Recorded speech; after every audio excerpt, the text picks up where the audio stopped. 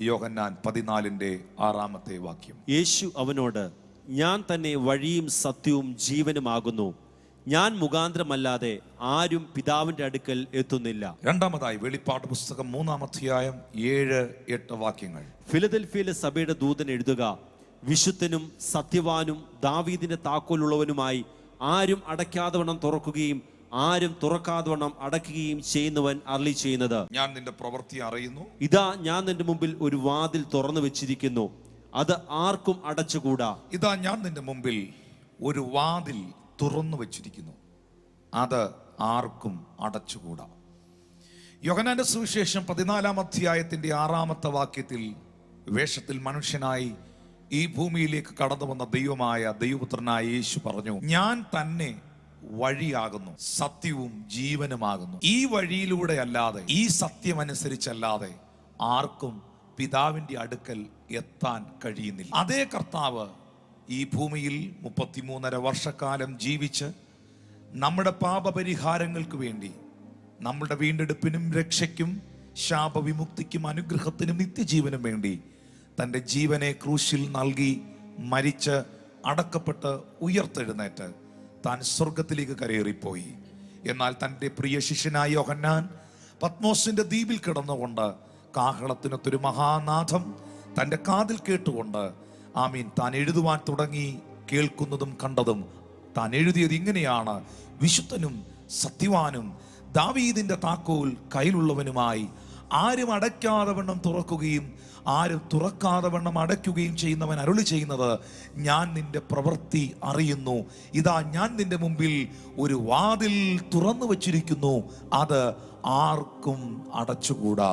ഇങ്ങനെ അതിമഹത്തായ 2 പ്രവചനങ്ങൾ, ഒന്ന് സുവിശേഷ ഭാഗത്തിലും മറ്റൊന്ന് വിശുദ്ധ ബൈബിളിലെ പുതിയ നിയമത്തിലെ ഒരേ ഒരു പ്രവചന പുസ്തകമായ വെളിപ്പാട് പുസ്തകത്തിലും രേഖപ്പെടുത്തിയിരിക്കുന്നു.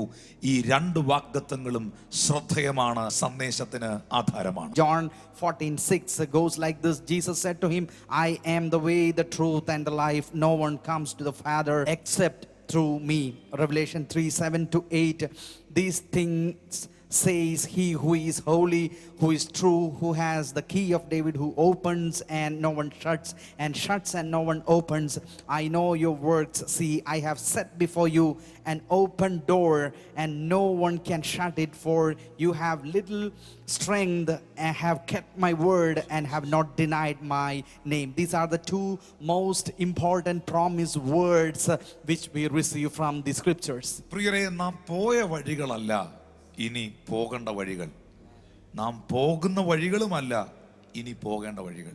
കർത്താവ് പറയുകയാണ്, പോയ വഴികളല്ല ഇനി നാം പോകേണ്ട വഴികൾ, ഇപ്പോൾ പോകുന്ന വഴികളല്ല ഇനി നാം പോകേണ്ട വഴികൾ. അങ്ങനെയാണെങ്കിൽ നമുക്ക് വഴിയായിരിക്കുന്നത്, നമുക്ക് സത്യമായിരിക്കുന്നത്, നമുക്ക് വാതിലായിരിക്കുന്നത് നമ്മുടെ കർത്താവായ യേശു ക്രിസ്തുവാണ്. വിശുദ്ധ തിരുവെഴുത്തിനകത്ത് യേശു കർത്താവ് വഴിയാണ്, ഈസ് ദ വേ, അവനാണ് വഴി എന്നുള്ള സത്യത്തെ വെളിപ്പെടുത്തുന്ന അനവധി വാഗ്ദത്ത വചനങ്ങൾ നമുക്ക് കാണുവാൻ കഴിയുന്നുണ്ട്. ഒരു സത്യം ഞാൻ പറയാം, തിരുവചനത്തിനകത്തുനിന്ന് നമുക്ക് മനുഷ്യർ തിരഞ്ഞെടുത്ത വ്യത്യസ്തമായ വിവിധ നിലകളിലുള്ള വഴികളെ നമുക്ക് ദർശിക്കാനായി കഴിയുന്നുണ്ട്. ദൈവത്തിൻ്റെ ഏറ്റവും വലിയ പ്രത്യേകത എന്ന് പറയുന്നത്, ദൈവം ആരെയും കൺട്രോൾ ചെയ്യുന്ന ദൈവമല്ല. ദൈവത്തിൻ്റെ ആത്മാവ് ആരെയും വ്യക്തിപരമായി ഒന്നും അടിച്ചേൽപ്പിക്കുന്നില്ല. ദൈവം മനുഷ്യന് തീരുമാന സ്വാതന്ത്ര്യം കൊടുത്തിട്ടുണ്ട്. എല്ലാ തീരുമാനങ്ങളും എടുക്കുവാനുള്ള സ്വാതന്ത്ര്യം ദൈവം മനുഷ്യനിൽ നിക്ഷിപ്തമാക്കിയിരിക്കുകയാണ്. നമുക്കറിയാം, ഇളയ മകൻ, മുടിയനായ പുത്രൻ എന്ന് വിശേഷിപ്പിക്കുന്ന ആ മകൻ അപ്പൻ്റെ വീട്ടിൽ നിന്ന് ഇറങ്ങിപ്പോകുമ്പോൾ അപ്പൻ പോകണ്ട എന്ന് പറഞ്ഞില്ല. വസ്തുവകകൾ എനിക്ക് തരുമോ എന്ന് ചോദിച്ചപ്പോൾ അവനത് നാനാവിധമാക്കി കളയുമെന്ന് അറിഞ്ഞിട്ടും അപ്പൻ ആ വസ്തുവകകൾ അവന് കൊടുക്കാതിരുന്നില്ല. അവൻ അപ്പനിൽ നിന്ന് ദൂരത്തേക്ക് യാത്രയായി കഴിഞ്ഞപ്പോഴും അപ്പൻ അവനെ തിരക്കി ചെല്ലുന്നില്ല, എന്നാൽ അവനെ കാത്തിരിക്കുന്നുണ്ട്. ഇവിടെ നമുക്ക് മനസ്സിലാക്കാൻ കഴിയുന്നത്, നമ്മളെ കൺട്രോൾ ചെയ്യുന്ന ഒരു ദൈവത്തെ അല്ല, അല്ലെങ്കിൽ നമ്മളെ പലതും അടിച്ചേൽപ്പിക്കുന്ന ഒരു ദൈവത്തെ അല്ല നാം കാണുന്നത്. ഒരു സത്യം എപ്പോഴും നാം തിരിച്ചറിയണം. ദൈവമല്ല നമുക്ക് വേണ്ടി തീരുമാനങ്ങൾ എടുക്കുന്നത്, നാം എടുക്കുന്ന തീരുമാനങ്ങളിലാണ് ദൈവം നമുക്ക് വേണ്ടി പ്രവർത്തിക്കുന്നത്. ദൈവം നമുക്ക് വേണ്ടി ഒരു തീരുമാനം എടുക്കണമെങ്കിൽ നാം എടുക്കുന്ന തീരുമാനത്തിന് അധിഷ്ഠിതമായി ആയിരിക്കും ദൈവം നമുക്ക് വേണ്ടി ഒരു തീരുമാനം എടുക്കുന്നത്. അവനെ അനുഗമിക്കുവാൻ നിങ്ങൾ തീരുമാനിച്ചാൽ നിശ്ചയമായും അവൻ നിങ്ങളെ അനുഗ്രഹിച്ചിരിക്കും. ഹല്ലേലൂയ. അതുകൊണ്ടാണ് സദൃശ്യവാക്യങ്ങളുടെ പുസ്തകം 14-ാം അധ്യായത്തിന്റെ 12-ാമത്തെ വാക്യത്തിൽ എഴുതിയിരിക്കുന്നത്, ഒരു വഴി മനുഷ്യന് ചൊവ്വായി തോന്നും, അതിൻ്റെ അവസാനമോ മരണ വഴികൾ തന്നെ. നമുക്കൊക്കെ ചൊവ്വായി തോന്നുന്ന, നമുക്കൊക്കെ ഇത് ശരിയാണെന്ന് തോന്നുന്ന പല വഴികളും അത് ചൊവ്വായ വഴികളല്ല, അതിൻ്റെ അവസാനം മരണ വഴികളാണ് എന്ന് നമുക്ക് തിരുവെഴുത്തിൽ ശ്രദ്ധിക്കുവാൻ കാണുവാൻ കഴിയുന്നുണ്ട്. പലയിടത്തും സങ്കീർത്തനക്കാരനായ ദാവീദും ശാമുവേലും പഴയ നിയമ പ്രവാചകന്മാരും ഭക്തന്മാരും അപ്പോസ്തലന്മാരും ഒക്കെ ദൈവത്തോട് പ്രാർത്ഥിച്ചിട്ടുണ്ട്, സ്വർഗത്തിലെ ദൈവമേ, അവിടുന്ന് അവിടുത്തെ ഹിതപ്രകാരമുള്ള വഴി എന്നെ കാണിക്കണമേ. അതുകൊണ്ടാണ് ദാവീദ് പ്രാർത്ഥിച്ചത് 27-ാം സങ്കീർത്തനത്തിന്റെ 11-ാമത്തെ വാക്യത്തിൽ, നിന്റെ വഴി എന്നെ കാണിക്കണേ, എൻ്റെ ശത്രുക്കൾ നിമിത്തം നേരെയുള്ള പാതയിൽ എന്നെ നടത്തണേ. 27-ാമത്തെ സങ്കീർത്തനത്തിന്റെ 11-ാമത്തെ വാക്യത്തിൽ ദാവീദിന്റെ പ്രാർത്ഥനയാണ്, ദൈവമേ നിന്റെ വഴി എന്നെ കാണിക്കണമേ, നേരെയുള്ള പാതയിൽ എന്നെ നടത്തണമേ. അതിന് ദാവീദിന് മറുപടി ലഭിച്ചത് 32-ാമത്തെ സങ്കീർത്തനത്തിലേക്ക് വരുമ്പോഴാണ്. 32-ാമത്തെ സങ്കീർത്തനത്തിന്റെ 8-ാമത്തെ വാക്യത്തിൽ ദാവീദിന് അതിന് മറുപടി ദൈവം കൊടുക്കുന്നു, ഞാൻ നിന്നെ ഉപദേശിച്ച് നടക്കേണ്ടുന്ന വഴി നിനക്ക് കാണിച്ചു തരും, ഞാൻ നിന്റെ മേൽ ദൃഷ്ടി വെച്ച് നിനക്ക് ആലോചന പറഞ്ഞു തരും. ദൈവമേ നിന്റെ വഴി എന്നെ കാണിക്കണമേ എന്ന് പ്രാർത്ഥിക്കുന്ന ആരെങ്കിലും ഉണ്ടെങ്കിൽ അതിന് മറുപടി തരുന്ന ഒരു ദൈവം ഉണ്ട് എന്ന് ആരോടൊക്കെയോ ദൈവം അറിയിക്കുകയാണ്. കർത്താവേ, ഷോ മീ യുവർ വേ, നിന്റെ വഴി എന്നെ കാണിക്കണമേ, നിന്റെ പാത എന്നെ കാണിക്കണമേ, അതെനിക്ക് വെളിപ്പെടുത്തണമേ എന്ന് ആത്മാർത്ഥതയോടെ പ്രാർത്ഥിക്കുവാൻ, സ്വാർത്ഥതകളെ വെടിഞ്ഞ് പ്രാർത്ഥിക്കുവാൻ, ജഡീകതകളെ വെടിഞ്ഞ് പ്രാർത്ഥിക്കുവാൻ, ഇരുകരങ്ങളെ ഉയർത്തി പ്രാർത്ഥിക്കുവാൻ ആരെങ്കിലും തയ്യാറാകുന്നെങ്കിൽ നീ നടക്കേണ്ടുന്ന വഴി നിനക്ക് കാണിച്ചു തരുന്ന, നിന്നെ ഉപദേശിക്കുന്ന, നിന്റെ മേൽ ദൃഷ്ടി വെച്ച് നിനക്ക് ആലോചന പറഞ്ഞു തരുന്ന ഒരു ദൈവം ജീവിക്കുന്നു പ്രിയരെ. അതുകൊണ്ടാണ് 37-ാം സങ്കീർത്തനത്തിന്റെ 5-ാമത്തെ വാക്യത്തിൽ പറയുന്നത്, നിന്റെ വഴി യഹോവയിൽ ഭരമേൽപ്പിക്കുക, അവനിൽ തന്നെ ആശ്രയിക്കുക, അവനത് നിർവഹിക്കും. We are not to walk in the same paths which we once tread, and we have a new path opened before us, and that path, that way is Jesus Christ. And God never forcefully controls human beings. That's his nature, that's his character. God never takes a decision for you. You have to take a decision. God will never control you. He has given you the free will so that you will use your free will to choose the right path, and on your decision is what the Lord blessing. The Lord blesses the right decision which you make. And we have many people throughout the Bible, saints of God, men of God, who ask the Lord for God to reveal the specific paths which the Lord had for them. Proverbs 14:12, a way may seem right to a person, but the end may be the ways of the death. So we need to be very careful that we need to ask the Lord to show you the right path. Psalm 27 verse 11, David is asking, teach me your ways, and the answer the Lord gives in Psalm 32:8, I will instruct you and teach you the way you should go, and I will guide you with my eyes. If you are asking, if you are bewildered in your specific circumstances, that there's no way in front of you, you are at the crossroads and you cannot take a specific path, and if you ask the Lord, Lord, please specifically, very clearly show me your way, if you ask like that, Lord will be showing you. Psalm 37:5, commit thy ways unto the Lord, trust also in him, and he shall bring it to pass. The Lord will show you the right path and you can walk in it. നിങ്ങൾക്ക് ചൊവ്വായി തോന്നിയ പല വഴികളും ചൊവ്വല്ലായിരുന്നു. നമുക്ക് നല്ലതെന്ന് തോന്നിയ പല വഴികളും നല്ലതല്ലായിരുന്നു. അങ്ങനെ നമ്മുടെ ജീവിതത്തിൽ വ്യക്തിപരമായ എവിടെയെങ്കിലും നാം തിരഞ്ഞെടുത്ത വഴികൾ ശരിയല്ലാതായി, ബുദ്ധിമുട്ടായി, ഇന്ന് മുന്നോട്ട് പോകുവാൻ കഴിയാത്ത നിലയിൽ വഴിത്തലയ്ക്കൽ വഴിമുട്ടി നിൽക്കുന്ന ആരെങ്കിലും എന്നെ കേൾക്കുന്നുണ്ടെങ്കിൽ ദാവീദിനെ പോലെ ഇന്ന് പകലിലൊന്ന് കരങ്ങളെ ഉയർത്തി ദൈവസന്നിധിയിൽ പ്രാർത്ഥിക്കുവാൻ തയ്യാറാകുമോ? സ്വർഗത്തിലെ പിതാവേ, അവിടുത്തെ വഴി എന്നെ കാണിക്കണമേ, അവിടുത്തെ ആലോചന എനിക്ക് പറഞ്ഞു തരണമേ. വാസ്തവമായും ഇതാരോടോ ഉള്ള ഒരു സന്ദേശമാണ്, ഏതോ ഒരു കുടുംബത്തോടുള്ള സന്ദേശമാണ്, ഏതോ ഒരു വ്യക്തിയോടുള്ള പ്രവചന ആലോചനയാണ്. ഒന്ന് കൈ ഉയർത്തി ഇപ്പൊ തന്നെ ഒന്ന് പ്രാർത്ഥിച്ച്, പിതാവേ, ദാവീദിനെ പോലെ ഞാനും അങ്ങയോട് പ്രാർത്ഥിക്കുന്നു, നിന്റെ വഴി എന്നെ കാണിക്കണമേ, എൻ്റെ ശത്രുക്കൾ നിമിത്തം നേരെയുള്ള പാതയിൽ എന്നെ നടത്തണമേ. അങ്ങനെയാണെങ്കിൽ പരിശുദ്ധാത്മാവ് നിനക്ക് പോകേണ്ടുന്ന വഴിയെ അവൻ കാണിച്ചു തരും, അവൻ നിന്നെ ഉപദേശിക്കും. ഒരു പ്രവാചകനും നിന്റെ അടുക്കൽ വരണ്ട, ഒരു വ്യക്തികളും നിന്റെ അരികിൽ വരണ്ട, ഒരു മാനുഷിക ആലോചനകളും നീ കേൾക്കണ്ട. സ്വർഗത്തിലെ ദൈവത്തിന്റെ ആത്മാവ് തന്നെ നിന്നെ നയിക്കുന്ന നിലകളിൽ ഒരു ദൈവപ്രവൃത്തി നിങ്ങളിൽ വെളിപ്പെടുവാൻ പോകുന്നു. ഞാൻ ഇന്ന് ഈ മെസ്സേജ് കേൾക്കുന്നവരോട് പറയട്ടെ, നാം പോകുന്ന വഴികളും ദൈവം നമ്മളെ നയിക്കുന്ന വഴികളും തമ്മിൽ വ്യത്യാസമുണ്ട്. അതുകൊണ്ടാണ് ഞാൻ ഈ മെസ്സേജിന് തുടക്കത്തിലേ പറഞ്ഞത്, കർത്താവിനോട് പറഞ്ഞൊരു പദമാ, പോയ വഴികളല്ല ഇനി നാം പോകേണ്ടുന്ന വഴികൾ, ഇപ്പോൾ പോകുന്ന വഴികളല്ല ഇനി നാം പോകേണ്ടുന്ന വഴികൾ എന്ന് പറഞ്ഞത് വെറുതെ അല്ല. നിശ്ചയമായിട്ടും ദൈവം നമ്മളെ നടത്തുന്ന വഴികളിൽ ദൈവം ഒരുക്കിയിരിക്കുന്ന നന്മകളും മാനുഷികമായി നാം തിരഞ്ഞെടുക്കുന്ന വഴികളിൽ നാം അനുഭവിക്കുന്ന സ്ട്രഗിളുകളും ധാരാളമുണ്ട് പ്രിയപ്പെട്ടവരെ. എന്താ, ദൈവം നമ്മളെ നടത്തിയാൽ, ദൈവം നമ്മളെ വഴി നടത്തിയാൽ, ദൈവം തുറക്കുന്ന വഴികളിലൂടെ യാത്ര ചെയ്താൽ അതിൻ്റെ പ്രത്യേകത എന്നാണെന്നറിയാമോ? അതാ യെശയ്യാവിന്റെ പ്രവചന പുസ്തകം 48 അധ്യായത്തിന്റെ 17 വാക്യത്തിൽ പ്രവാചകൻ ശക്തമായ ഒരു ആലോചനയാണ് അവിടെ പറയുന്നത്. ഇസ്രായേലിന്റെ പരിശുദ്ധനും നിന്റെ വീണ്ടെടുപ്പുകാരനുമായ യഹോവ ഇപ്രകാരം അരുളി ചെയ്യുന്നു, ശുഭകരമായി പ്രവർത്തിപ്പാൻ നിന്നെ അഭ്യസിപ്പിക്കുകയും നീ പോകേണ്ടുന്ന വഴിയിൽ നിന്നെ നടത്തുകയും ചെയ്യുന്ന നിന്റെ ദൈവമായ യഹോവ ഞാൻ തന്നെ. ആ പദം ഒന്നുകൂടെ ഒന്ന് വായിക്കാൻ ഞാൻ ഇഷ്ടപ്പെടുന്നു. ശുഭകരമായി നിന്നെ പ്രവർത്തിക്കുവാൻ അഭ്യസിപ്പിക്കുന്ന. നിന്റെ പ്രവൃത്തി ശുഭകരമാകണോ? നിന്റെ ബിസിനസ് ശുഭകരമാകണോ? നിന്റെ ജോലി മേഖല ശുഭകരമാകണോ? നിന്റെ ശുശ്രൂഷ ശുഭകരമാകണോ? നിന്റെ കുടുംബജീവിതം ശുഭകരമാകണമോ? നിന്റെ life ശുഭകരമാകണമോ?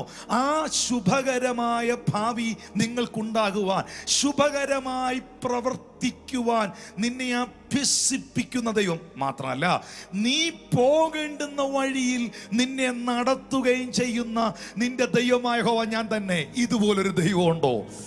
This is my question. Hallelujah. ഇതുപോലൊരു കർത്താവുണ്ടോ? നീ പോകേണ്ടുന്ന റൂട്ട് നിനക്ക് കാണിച്ചു തരുന്ന, നിന്റെ പ്രവർത്തന മേഖലകളിൽ നിന്നെ പ്രോസ്പർ ആക്കുന്ന ഒരു ദൈവം. അങ്ങനെയാണെങ്കിൽ ഇന്ന് ഈ മെസ്സേജ് കേൾക്കുന്ന നിങ്ങളുടെ ജീവിതത്തിന്റെ സമസ്ത മേഖലകളിലും ദൈവത്തിന്റെ ഒരു ശുഭത വെളിപ്പെടട്ടെ. നിന്റെ തലമുറകളുടെ വിദ്യാഭ്യാസത്തിൽ, നിന്റെ ബിസിനസ്സിൽ, നിന്റെ കുടുംബ ജീവിതത്തിൽ, നിന്റെ ശുശ്രൂഷയിൽ, നിന്റെ ആത്മീക ഭൗതിക മേഖലകളിൽ, സമസ്ത മേഖലകളിലും ദൈവത്തിന്റെ ഒരു ശുഭത ഉണ്ടാകട്ടെ. ഒത്തിരി കുഞ്ഞുങ്ങൾ എക്സാമിന് വേണ്ടി പ്രിപ്പയർ ചെയ്യുന്നു, നീറ്റിന്റെ എക്സാം എഴുതുന്നു, IELTS എക്സാം എഴുതുന്നു, ഒത്തിരി എക്സാമിനേഷനുകൾ നടന്നുകൊണ്ടിരിക്കുന്നു, ഒത്തിരി കുഞ്ഞുങ്ങൾ പഠിച്ചുകൊണ്ടിരിക്കുന്നു. നിങ്ങളുടെ മക്കൾക്ക് വേണ്ടി, പലർക്കും വേണ്ടി നിങ്ങൾ പ്രാർത്ഥിച്ചുകൊണ്ടിരിക്കുന്നു.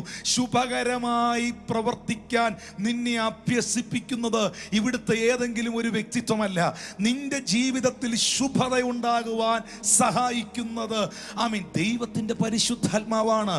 അതുകൊണ്ടാണ് യോഹന്നാൻ പറഞ്ഞത്, പ്രിയനേ, എൻ്റെ ആത്മാവ് ശുഭമായിരിക്കുന്നത് പോലെ നീ സകലത്തിലും ശുഭമായും സുഖമായും ഇരിക്കണം. എൻ്റെ ആത്മാവിലാണ് ദൈവത്തിന്റെ ശുഭത.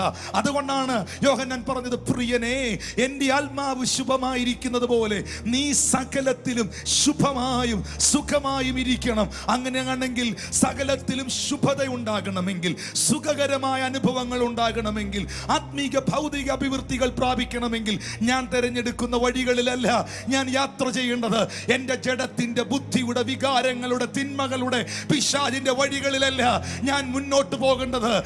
ദൈവം എനിക്ക് വേണ്ടി തെരഞ്ഞെടുത്ത വഴിയിലൂടെ, ദൈവത്തിന്റെ ആത്മാവിനെ നയിക്കുന്ന വഴിയിലൂടെ ഞാൻ യാത്ര ചെയ്യുവാൻ തുടങ്ങണം. അങ്ങനെയാണെങ്കിൽ ശുഭകരമാക്കുന്ന എൻ്റെ ലൈഫിനെ, പ്രോസ്പർ ആക്കുന്ന എൻ്റെ ലൈഫിനെ, അത്ഭുതകരമായി വഴി നടത്തുന്ന എൻ്റെ ദൈവത്തെ എൻ്റെ ജീവിത യാത്രയിൽ എനിക്ക് കാണാൻ കഴിയും, എൻ്റെ ജീവിത യാത്രയിൽ എനിക്ക് അനുഭവിക്കുവാൻ കഴിയും. The title for our sermon today, you can understand, Jesus Christ is the way and the door, and that's our meditation today. If you walk in God's ways, Isaiah 48 verse 17 says, "The Lord thy Redeemer, Holy One of Israel, I am the Lord thy God, which teaches you in the way you should prosper." If you need the Lord's favor and prosperity in every aspect of your life, in your ministry, in your family, in your business, in your life, in your education, whatever realms you want to have that blessing and prosperity and abundance in your life, you need to make sure that you walk in the ways of the Lord. If you choose human ways, if you choose ways according to your intelligence, you may fail, but there is a very prosperous and good way which you ought to go. That is the way of the Lord. If you can move in that way, as your soul prospers, you be prosperous and healthy in all things.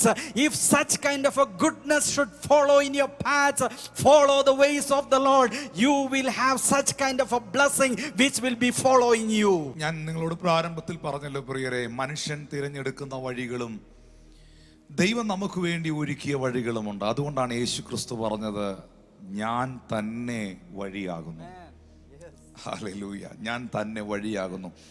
ഈ Bible പഠിക്കുമ്പോൾ മനുഷ്യർ തിരഞ്ഞെടുത്ത വഴികളിലൂടെ അവർ യാത്ര ചെയ്ത് അവരുടെ ജീവിതം എന്തായി തീർന്നെന്നും, ദൈവം അവർക്ക് വേണ്ടി തിരഞ്ഞെടുത്ത വഴിയിലൂടെ അത് തിരിച്ചറിഞ്ഞ് അതിലേക്ക് കയറി നിന്ന് അവരുടെ ഭാവി എന്തായി തീർന്നെന്നും ഒത്തിരി സംഭവങ്ങൾ, ചരിത്രങ്ങൾ വ്യക്തമാക്കാനുണ്ട്. അത് ഇന്നത്തെ സഭായോഗത്തിൽ ഈ ശുശ്രൂഷയിൽ പറഞ്ഞാൽ തീരുന്നതല്ല. പക്ഷെ ഞാൻ ഈ ഭാഗം ഇങ്ങനെ ധ്യാനിക്കുന്ന സമയത്ത് കർത്താവിൻ്റെ ആത്മാവ് എനിക്കൊരു വാക്യം ഒരു വാക്യം കാണിച്ചു തന്നു. ആ ഒരു ഒറ്റ വാക്യത്തിനകത്ത് തന്നെ ചിലർ തിരഞ്ഞെടുത്ത വഴികൾ കിടപ്പുണ്ട്. അത് ഒറ്റ ബുക്ക് മാത്രമുള്ള, ഒറ്റ അധ്യായമുള്ള വേദപുസ്തകത്തിലൊരു പുസ്തകമാണ്. ഇനി പറയണ്ടല്ലോ, യൂദായുടെ ലേഖനം 11-ാമത്തെ വാക്യം. ആ 11-ാമത്തെ വാക്യത്തിൽ ഇങ്ങനെയാണ് എഴുതിയിരിക്കുന്നത്, അവർക്ക് അയ്യോ കഷ്ടം. ആർക്ക്? അവർ കയ്യിൻ്റെ വഴികളിൽ നടക്കുകയും. അപ്പൊ ആരുടെ വഴിയാ? അവർ കയ്യിൻ്റെ വഴികളിൽ നടക്കുകയും കൂലി കൊതിച്ച് ബിലയാമിന്റെ വഞ്ചനയിൽ തങ്ങളെ തന്നെ ഏൽപ്പിക്കുകയും കോരഹിന്റെ മത്സരത്തിൽ നശിച്ചു പോകുകയും ചെയ്യുന്നു. ഒരു തകർന്ന തലമുറയെ യൂദായുടെ ലേഖനത്തിൽ പുള്ളി ആകെ കുറച്ച് വാക്യങ്ങളെ എഴുതിയോളെങ്കിലും, ഒറ്റ അധ്യായമേ എഴുതിയോളെങ്കിലും, ആവശ്യമില്ലാത്ത വഴി തെരഞ്ഞെടുത്ത് തകർന്നു പോയ കുറെ പേരെ ഒന്ന് കാണിച്ചു വെച്ച് തന്നിട്ടാ പുള്ളി ആശീർവാദം പറഞ്ഞിറങ്ങിപ്പോയി. Praise God. അതിൽ ഒന്നാമത് യൂദ പറയുന്നത് കയ്യിന്റെ വഴിയാണ്. ഈ മെസ്സേജ് കേൾക്കുന്നവർ ഒന്ന് കരമുയർത്തി പറയണം, ഒരിക്കലും ഞാൻ കയ്യിന്റെ വഴി തിരഞ്ഞെടുക്കില്ല. എന്തുവാണ് കയ്യിന്റെ വഴിയുടെ പ്രത്യേകത? ഈ കയ്യിന്റെ വഴി നമ്മൾ കാണുന്നത് ഉൽപ്പത്തി പുസ്തകത്തിലാണ്. നമുക്കറിയാം, ആദത്തിന്റെ ഹവ്വയുടെയും പുത്രന്മാർ കയീനും ഹാബേലും, ഇവർ രണ്ടുപേരും ദൈവത്തിന് ആരാധന കഴിച്ചു. എന്നാൽ ദൈവം ഹാബേലിന്റെ ആരാധനയിൽ, യാഗത്തിൽ പ്രസാദിച്ചു. അപ്പൊ കയീന് എന്തുണ്ടായി? കയീന് അസൂയ ഉണ്ടായി, ജലസി ഉണ്ടായി. ആരോട്? തൻ്റെ സഹോദരനോട്. ആ അസൂയയുടെ പരിണിത ഫലം എന്നായിരുന്നു? വിശുദ്ധ വേദപുസ്തകത്തിലെ ആദ്യത്തെ കൊലപാതകം അവിടെ നടന്നു. സ്വന്തം സഹോദരനെ തലക്കടിച്ചു കൊന്നു. ഹല്ലേലൂയ. എന്തായിരുന്നു ആ കൊലപാതകത്തിന്റെ പിന്നിലെ പ്രേരക ശക്തി? എന്തായിരുന്നു കയീന്റെ വഴി? കയീന്റെ ഏറ്റവും വലിയ പ്രശ്നം മറ്റൊന്നല്ലായിരുന്നു, അസൂയ കൊണ്ട് മറ്റുള്ളവരെ ഇല്ലാതെയാക്കുന്ന, തകർക്കുന്ന വഴിയാണ് കയീന്റെ വഴി. അസൂയ കൊണ്ട് മറ്റുള്ളവരെ തകർത്ത് അവരെ ഇല്ലാതാക്കുകയാണ്, താൻ തന്നെ ഇല്ലാതാകുകയാണ്. ഇങ്ങനെയുള്ള വഴികൾ ജീവിതത്തിൽ തിരഞ്ഞെടുത്തവരുണ്ട്.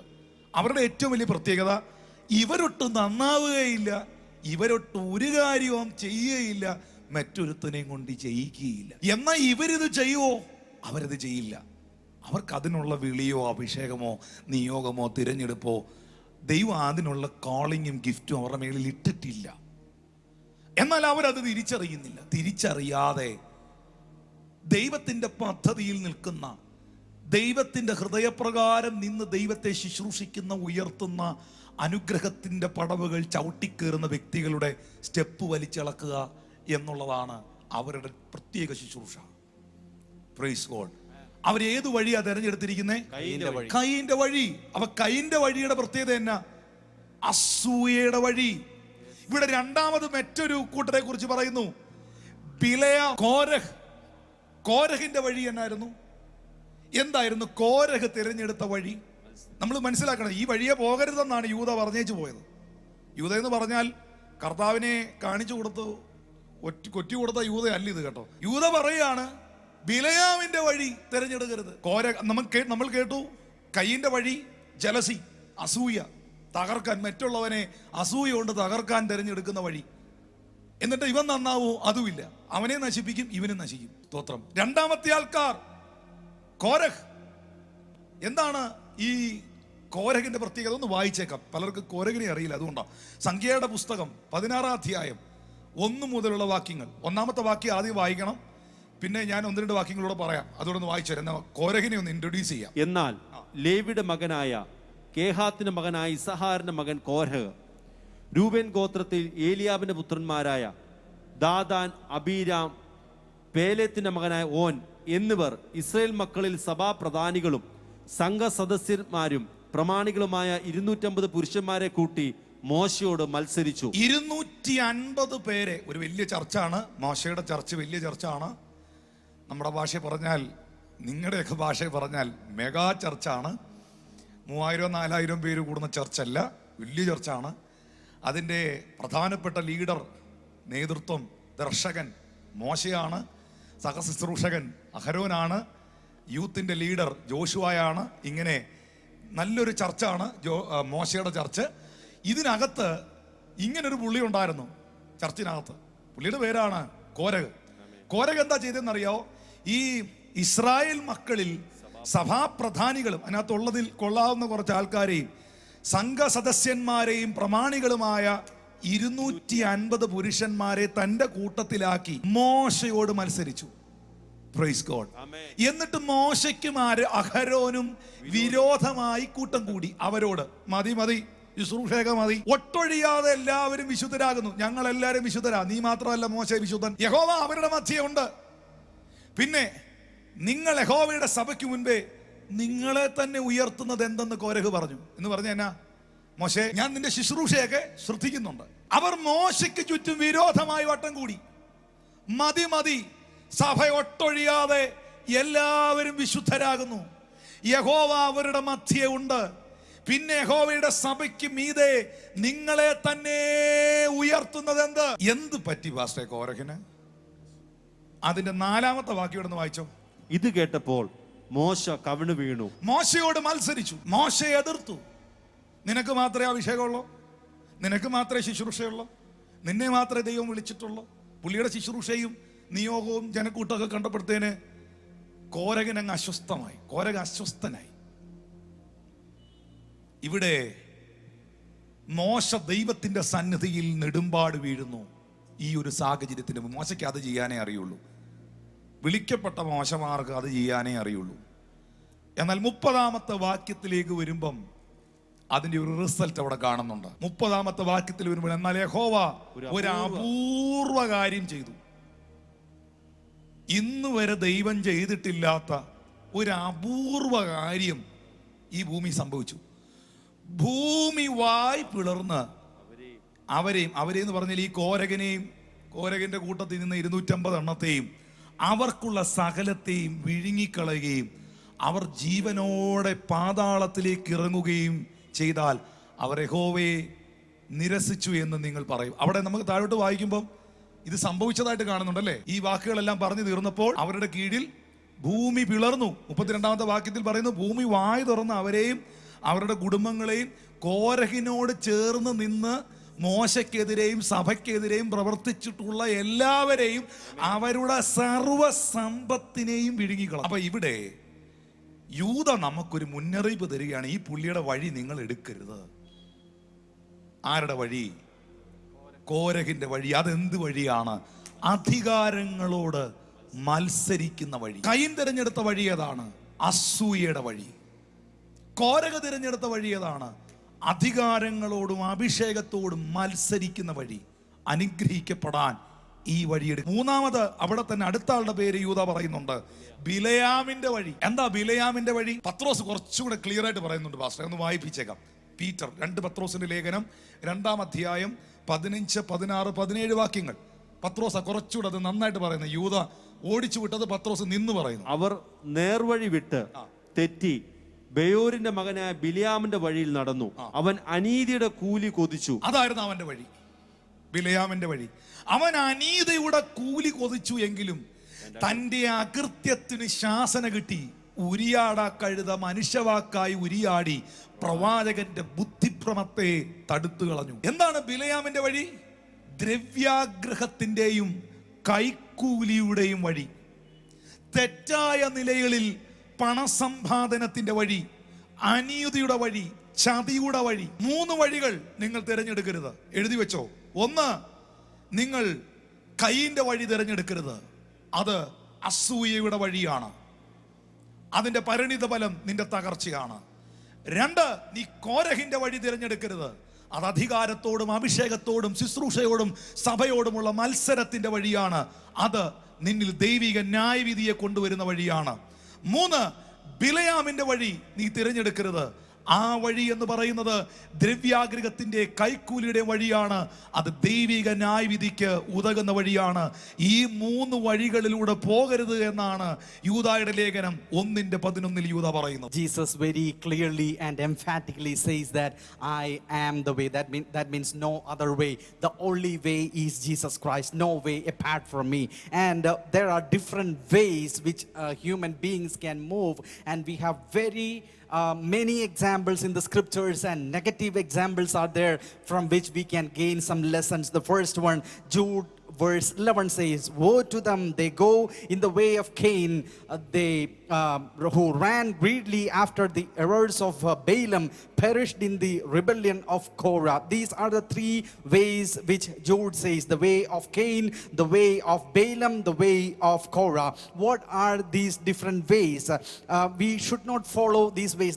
That's the admonition here. Cain and Abel, they went and sacrificed, offered worship in the presence of the Lord, and the Lord was pleased with Abel and his offering, and was displeased with Cain and his offering. And what was the result of that?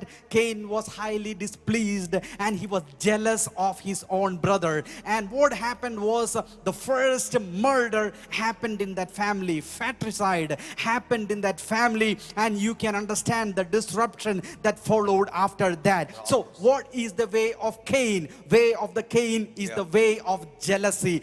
He doesn't have the anointing of the Lord. He doesn't have the favor of the Lord. That person doesn't have the ministry which the Lord has given, but he will not do the ministry himself. But that person will not allow any person who is offering the sacrifice, who is doing the ministry in an anointed manner. This is prevalent everywhere in this generation. A person who doesn't have any ministry, any calling of the Lord, he will be looking after men and women who will be used by the Lord, and they will be doing all the havoc they can do to somehow bring that man of God's anointing down and make him depressed and out of the ministry. They will not do anything. They will not allow others to do anything. This kind of an attitude comes from it wells from the attitude of jealousy which we find in the life of Cain. We should not follow that way. The next example is the way of Korah. This is we find this in Numbers 16:1 following. Korah, Dathan, Abiram, and these people, these group, they formed a faction. They formed a caucus inside the big assembly of the Lord, where you have the Moses as the anointed leader, and as the pastor said, Joshua as the youth leader, and the church was going on smoothly.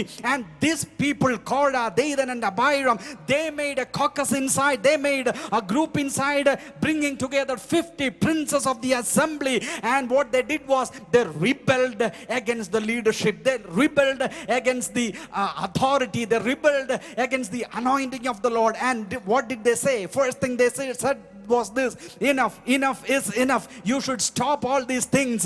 Do you think that you are greater than God? Second thing they said was, why are you exalting yourself? Do you think that you only have the anointing? Do you think that you only have the ministry? Do you think that you are above all these people? So you should stop. This is enough. This is the kind of rebellion which they showed in front of the whole of the assembly in the wilderness. And what was Moses' response? In verse 4 you find Moses fell in the presence of the Lord, Yes. and he prayed to the Lord. This is the response of men of God throughout the generation whenever some kind of uprising or rebellion happens in the congregation. But what was the result? The result was God did a thing that was unprecedented. What was that? Earth was opened wide under these rebellious people. They and their families and their wealth, everything got buried under the earth, and they were over. The way of Korah is rebelling against authority and anointing. What is the way of Balaam? 2 Peter 2:15 says the specific way of Balaam, son of Beor. What was his problem? What was his way? His way was the way of coveting wealth. His way was the way of unrighteous gain and wages. All these people who followed these specific ways in the Bible, they perished. They did not last for long. And that is the greatest lesson the Holy Spirit is giving us today. Do not follow these ways. ഞാൻ തന്നെ വഴിയും സത്യവും ജീവനുമെന്ന് വാഗ്ദത്തം ചെയ്ത യേശു കർത്താവ് വിശുദ്ധ ബൈബിളിനകത്ത് തിരഞ്ഞെടുക്കേണ്ട അല്ലെങ്കിൽ മനസ്സിലാക്കേണ്ടതായ രണ്ട് വഴികളെ കുറിച്ച് രേഖപ്പെടുത്തിയിട്ടുണ്ട്. യേശു തന്നെ അത് പറഞ്ഞു. മത്തായിയുടെ സുവിശേഷം 7-ാം അധ്യായത്തിന്റെ 13-ാമത്തെ വാക്യത്തിൽ രണ്ട് വഴികൾ യേശു അവിടെ വ്യക്തമാക്കുന്നുണ്ട്. മാത്യു ചാപ്റ്റർ 7:13, ഇടുക്ക് വാതിലിലൂടെ അകത്ത് കടപ്പീൻ, നാശത്തിലേക്ക് പോകുന്ന വാതിൽ വീതിയുള്ളതും വഴി വിശാലവും അതിലൂടെ കടക്കുന്നവർ അനേകരുമാകുന്നു. വിശാലതയുടെ വഴി പറഞ്ഞ്, വിശാലമായി കിടക്കുന്ന വഴി. ആ വഴിയുടെ പ്രത്യേകത എന്താണ്? ആ വഴിയുടെ പ്രത്യേകത നാശത്തിലേക്ക് പോകുന്ന ആൾക്കാരെ ആ വഴിത്തലയ്ക്കലും വഴികളിലും നിങ്ങൾക്ക് കാണാൻ കഴിയുന്നുണ്ട്. എന്നാൽ 14-ാമത്തെ വാക്യത്തിലേക്ക് വരുമ്പോൾ യേശു കർത്താവ് പറയുന്നു, ജീവങ്കലിലേക്ക് പോകുന്ന വാതിൽ ഇടുക്കവും വഴി ഞെരുക്കവും ഉള്ളതാണ്, അത് കണ്ടെത്തുന്നവർ ചുരുക്കമാണ്. രണ്ട് വഴികൾ മത്തായി 7:13-14 വാക്യങ്ങളിൽ കാണുന്നു. ഒന്ന് നാശത്തിലേക്കുള്ള വഴി, രണ്ട് ജീവനിലേക്കുള്ള വഴി. ഒന്ന് വാ തുറന്ന് പറഞ്ഞേ, നാശത്തിലേക്കുള്ള വഴി, രണ്ട് ജീവനിലേക്കുള്ള വഴി. നമുക്കറിയാം നാശത്തിലേക്ക് പോകാൻ ഒരുപാട് വഴികളുണ്ട്. ഇപ്പൊ സഭായോഗത്തിനാണെങ്കിലും ഇപ്പൊ നിങ്ങളെ ഞാൻ കാണുന്നില്ല, നിങ്ങൾ മൊബൈലിൽ ക്രിക്കറ്റ് കളി കാണുവാണോ, ഇതിന്റെ ഇടയ്ക്ക് സ്കോർ നോക്കുന്നുണ്ടോ, പിന്നെ നിങ്ങൾ എങ്ങനെയാ ഇത് കണ്ടോണ്ടിരിക്കുന്നേ, പരിഹസിക്കുകയാണോ സന്തോഷിക്കുകയാണോ ഇതൊന്നും എനിക്കറിയത്തില്ല. പ്രസംഗിച്ച ദൈവത്തിൻ്റെ ആലോചന നിങ്ങളോട് പങ്കുവയ്ക്കും. നിങ്ങൾ ഏത് നിലയിലാണ് ഇത് ഏറ്റെടുക്കുന്നതെന്ന് അറിയില്ല. ഇന്ന് പാപം ചെയ്യാൻ മനുഷ്യൻ ഒരുപാട് അവസരം, ഒത്തിരി ദൂരമൊന്നും പോകണ്ട, വിരൽ തുമ്പേ തന്നെ ഇരിപ്പുണ്ട്, കയ്യിലിരിപ്പുണ്ട്, പോക്കറ്റിൽ കിടപ്പുണ്ട്. ഹല്ലേലൂയ. എന്ത് തിന്മയും എന്ത് പാപവും എന്ത് മ്ലേച്ഛതകളും തിരഞ്ഞെടുക്കാവുന്ന ഒരു സാഹചര്യം ഇന്ന് ഈ ഭൂമിയിലുണ്ട്. ആ വഴിയുണ്ട്. നാം യാത്ര ചെയ്താൽ അതിൻ്റെ അവസാനം എന്ന് പറയുന്നത് നാശമാണ്, അതിൻ്റെ അവസാനം തകർച്ചയാണ്. Thank you Lord Jesus. Jesus gives two different ways. In Matthew 7:13, you find two different ways. The first way is the narrow gate, and difficult is the way which leads to life, and few will find it. The second way which the Lord gives is the wide gate, which is the way to destruction. And today, as the pastor said, the way of destruction is wide open. It's in the hands, in our fingertips. We have the way of destruction open, why you don't have to go anywhere. But the way to life is a narrow way, and it ends in life, and we are supposed to choose the way of life. ജീവനിലേക്ക് പോകുവാൻ ഒറ്റ വഴിയുള്ളൂ. ഒന്നുകൂടെ ഞാൻ പറയാം, പാപത്തിലേക്ക് പോകാൻ ഒത്തിരി വഴികളുണ്ട്, ജീവനിലേക്ക് പോകാൻ ഒറ്റ വഴിയേ ഉള്ളൂ. ആ വഴി കർത്താവായ യേശു ക്രിസ്തുവാണ്. നമുക്കറിയാം, എബ്രായർക്കെഴുതിയ ലേഖനം 10-ാം അധ്യായത്തിന്റെ 19 വാക്യത്തിൽ വചനത്തിലേക്ക് വരുമ്പോൾ അവിടെ എഴുതിയിട്ടുണ്ട്, അതുകൊണ്ട് സഹോദരന്മാരെ, യേശു തൻ്റെ ദേഹമെന്ന തിരശ്ശീലയിൽ കൂടി നമുക്ക് വേണ്ടി പ്രതിഷ്ഠിച്ച ജീവനുള്ള പുതുവഴിയായി. കണ്ടോ? അതുകൊണ്ട് സഹോദരന്മാരെ, യേശു തൻ്റെ ദേഹമെന്ന തിരശ്ശീലയിൽ കൂടി നമുക്ക് വേണ്ടി പ്രതിഷ്ഠിച്ച ജീവനുള്ള പുതുവഴി. എല്ലാവരും ഇതൊന്ന് സഹകരിക്കണം, വാ തുറന്ന് പറയണം. പ്രിയപ്പെട്ടവരെ, യേശു നമുക്ക് വേണ്ടി തുറന്നത് ഒരു പഴയ വഴി റിപ്പയർ ചെയ്യല്ലായിരുന്നു. ഇളകിപ്പോയ മെറ്റലും ഇളകിക്കിടക്കുന്ന കുഴിയും അടച്ചു തരുന്നത് പോലെ ഒരു പഴയ വഴി റെഡിയാക്കി തരിക അല്ലായിരുന്നു. യേശു ക്രിസ്തു ചെയ്തത് ഒരു പുതിയ വഴി വെട്ടുകയായിരുന്നു. ഹല്ലേലൂയ. യേശു ചെയ്തത് ഒരു പുതിയ വഴി നമുക്ക് വേണ്ടി തുറക്കുകയായിരുന്നു. ഇന്ന് ഈ സന്ദേശം കേൾക്കുമ്പോൾ നമ്മുടെ കർത്താവായ യേശു ക്രിസ്തു തൻ്റെ ദേഹമെന്ന തിരശീല നമുക്ക് വേണ്ടി ചിന്തി പ്രതിഷ്ഠിച്ച ജീവനുള്ള പുതുവഴി എന്ന് തിരുവചനത്തിൽ എഴുതിയിരിക്കുന്നെങ്കിൽ അവന് പല വഴികൾ നിങ്ങളുടെ മുമ്പിൽ തുറക്കാൻ കഴിയും. ഇന്ന് പകൽക്കാലം ജീവിതത്തിൽ ഏതെങ്കിലും വഴികൾ അടഞ്ഞിരിക്കുന്നവർ എന്നെ ശ്രദ്ധിക്കുന്നെങ്കിൽ വിശ്വസിച്ചോ, ഇന്ന് പകലിൽ ഒരു പുതുവഴി നിങ്ങൾക്ക് വേണ്ടി തുറക്കുവാൻ കർത്താവിന് കഴിയും. യേശു ക്രിസ്തു തൻ്റെ ദേഹമെന്ന തിരശീലയിൽ കൂടെ പ്രതിഷ്ഠിച്ച ജീവനുള്ള പുതുവഴിയാണ് പുതിയ നിയമസഭ. വാ തുറന്ന് പറയണം, യേശു തൻ്റെ ജീവൻ നൽകി തുറന്ന പുതുവഴിയാണ് പുതിയ നിയമസഭ. എല്ലാവരും പറയണം. ചിലർ പറഞ്ഞില്ല. യേശു തൻ്റെ ജീവൻ നൽകി യേശുവിൻ്റെ ശരീരം നമുക്ക് വേണ്ടി തകർത്തുകൊണ്ട് യേശു തുറന്ന പുതുവഴിയാണ് പുതിയ നിയമസഭ. ഹല്ലേലൂയ. അതുകൊണ്ടാണ് സങ്കീർത്തന പുസ്തകം 2:12 വാക്യത്തിൽ പറയുന്നത്, അതുകൊണ്ട് സഹോദരന്മാരെ, അവൻ കോപിച്ചിട്ട് നിങ്ങൾ വഴിയിൽ വെച്ച് നശിച്ചു പോകാതിരിക്കാൻ പുത്രനെ ചുംബിക്കുവീൻ. അവന്റെ കോപം ക്ഷണത്തിൽ ജ്വലിക്കും. അവന്റെ ശരണം പ്രാപിക്കുന്നവരൊക്കെയും ഭാഗ്യവാന്മാർ. അപ്പോൾ ഇവിടെ ഒരു നശിച്ചു പോകാൻ സാധ്യതയുള്ള ഒരു വഴി. എന്നാൽ ആ വഴിയിൽ യാത്ര ചെയ്യുന്നവർ ജീവിതം ധന്യമാകണമെങ്കിൽ, നശിച്ചു പോകാതിരിക്കണമെങ്കിൽ അവർ ചെയ്യേണ്ട ഒരു കാര്യം അവിടെ എഴുതിയിട്ടുണ്ട്. കിസ് ദ സൺ, പുത്രനെ ചുംബിക്കുക. എന്തിനു വേണ്ടി? പുത്രനെ ചേർത്ത് പിടിക്കുന്നത് എന്തിനു വേണ്ടിയാ? നീ വഴിയിൽ നശിച്ചു പോകാതിരിക്കാൻ. അതല്ലേ യോഹന്നാൻ 3:16, തൻ്റെ ഏകജാതനായ പുത്രനിൽ വിശ്വസിക്കുന്ന ഏവനും നശിച്ചു പോകാതെ നിത്യജീവൻ പ്രാപിക്കേണ്ടതിന് അവനെ നൽകുവാൻ തക്കവണ്ണം ഈ ലോകത്തെ ദൈവം സ്നേഹിച്ചു. അങ്ങനെയാണെങ്കിൽ നശിക്കുന്ന ഈ ലോകത്തിൽ നാശത്തിൻ്റെ വഴിയിലേക്ക് യാത്ര ചെയ്യുന്ന സമൂഹത്തിൻ്റെ മധ്യയിൽ നിന്നും നശിച്ചു പോകാത്ത വഴികളിൽ യാത്ര ചെയ്യണമെങ്കിൽ, നശിച്ചു പോകാതിരിക്കണമെങ്കിൽ, തകർന്നു പോകാതിരിക്കണമെങ്കിൽ, no other way, there is only one way. That way is Lord Jesus Christ. ഞാൻ ഒരു സത്യം ഉറപ്പായും ഈ തിരുവെഴുത്തുകളെ ഉയർത്തി പറയാം, യേശുവിൽ വിശ്വസിക്കുന്ന ഒരുത്തനും നശിച്ചു പോകാൻ സ്വർഗം അനുവദിക്കത്തില്ല. ഈ പുസ്തകം എടുത്തവരെയും ഈ പുസ്തകം ചുമന്നവരെയും കർത്താവിനെ സ്നേഹിച്ചവരെയും യേശുവിനെ അനുഗമിച്ചവരെയും ആരാധിച്ചവരെയും അവന് വേണ്ടി നിസ്വാർത്ഥമായി ആ സ്നേഹത്തിൽ നിലകൊണ്ടവരെയും ഒരു കുടുംബവും തകർന്നു പോകാൻ എൻ്റെ ദൈവം അനുവദിക്കത്തില്ല. ഒരുപക്ഷെ ഇന്ന് പ്രതിസന്ധിയെങ്കിലും, ഇന്ന് പ്രതികൂലമെങ്കിലും നിന്റെ മാറായെ അവൻ മധുരമാക്കും, നിന്റെ കയ്പിനെ അവൻ മധുരമാക്കും, നിന്റെ തിന്മയെ അവൻ നന്മയാക്കി തീർക്കും. അതുകൊണ്ട് 2 വഴികൾ ഞാൻ നിങ്ങളെ കാണിച്ചു തന്നു. യേശു പറഞ്ഞ 2 വഴികൾ, നാശത്തിലേക്കുള്ള വഴിയും ജീവനിലേക്കുള്ള വഴിയും. ഈ ജീവന്റെ വഴിയിലേക്ക് നിങ്ങൾക്ക് പ്രവേശിക്കാൻ കഴിയണമെങ്കിൽ ഒന്നാമത് ചെയ്യേണ്ടത് പുത്രനെ ചുംബിക്കുക, യേശുവിനെ ഉള്ളത്തിൽ സ്വീകരിക്കുക, നിങ്ങൾ ക്രിസ്തുവിൽ ആയിത്തീരുക. അതിന്റെ കാരണം Jesus the way to God, യേശുവാണ് ദൈവത്തിലേക്കുള്ള വഴി. ഹല്ലേലൂയ. ഒരുപാട് പേര് ഒരുപാട് വഴികൾ നിങ്ങൾക്ക് പറഞ്ഞു തന്നു കാണും. ആ വഴികളൊന്നും സക്സസ് ആയി കാണത്തില്ല. പക്ഷെ രക്ഷപ്പെടാൻ ഒരു വഴി ഞാൻ നിങ്ങളോട് പറയുകയാണ്. ദൈവത്തിലെത്തുവാൻ ഒരു വഴി ഞാൻ പറയുകയാണ്. നിത്യതയിലെത്താൻ ഒരു വഴി ഞാൻ പറയുകയാണ്.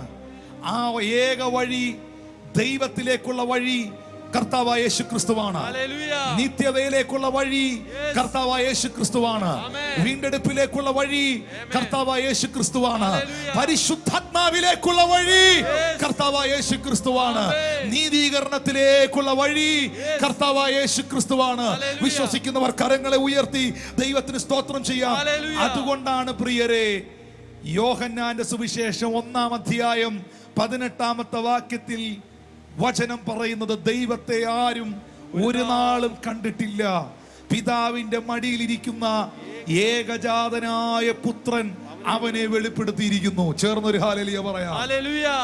ദൈവത്തെ ആരും ഒരു നാളും കണ്ടിട്ടില്ല, എന്നാൽ പിതാവിന്റെ മടിയിൽ, അവിടെ മലയാളത്തിൽ മടിയിൽ എന്ന പരിഭാഷ കൊടുത്തിരിക്കുമ്പോൾ which is in the bosom of the father എന്ന bosom എന്ന ട്രാൻസ്ലേഷൻ പിതാവിന്റെ മാറോട് ചേർന്നിരിക്കുന്ന, നെഞ്ചോട് ചേർന്നിരിക്കുന്ന എന്നുള്ള അർത്ഥമാണ്. ആ പിതാവിന്റെ നെഞ്ചോട് ചേർന്നിരിക്കുന്ന, മാറോട് ചേർന്നിരിക്കുന്ന ഏകപുത്രനായ യേശു ഈ ദൈവത്തെ ഈ ഭൂമിയിൽ വെളിപ്പെടുത്തി. ഹല്ലേലൂയ. അതാണ് യോഹന്നാൻ 6:46 യേശു തന്നെ പറഞ്ഞത്, പിതാവിനെ ആരെങ്കിലും കണ്ടിട്ടുണ്ട് എന്നല്ല, ദൈവത്തിന്റെ അടുക്കൽ നിന്ന് വന്നവൻ മാത്രമേ പിതാവിനെ കണ്ടിട്ടുള്ളൂ. പിതാവിനെ ആരെങ്കിലും കണ്ടിട്ടുണ്ട് എന്നല്ല, ദൈവത്തിന്റെ അടുക്കൽ നിന്ന് വന്നവൻ മാത്രമേ പിതാവിനെ കണ്ടിട്ടുള്ളൂ.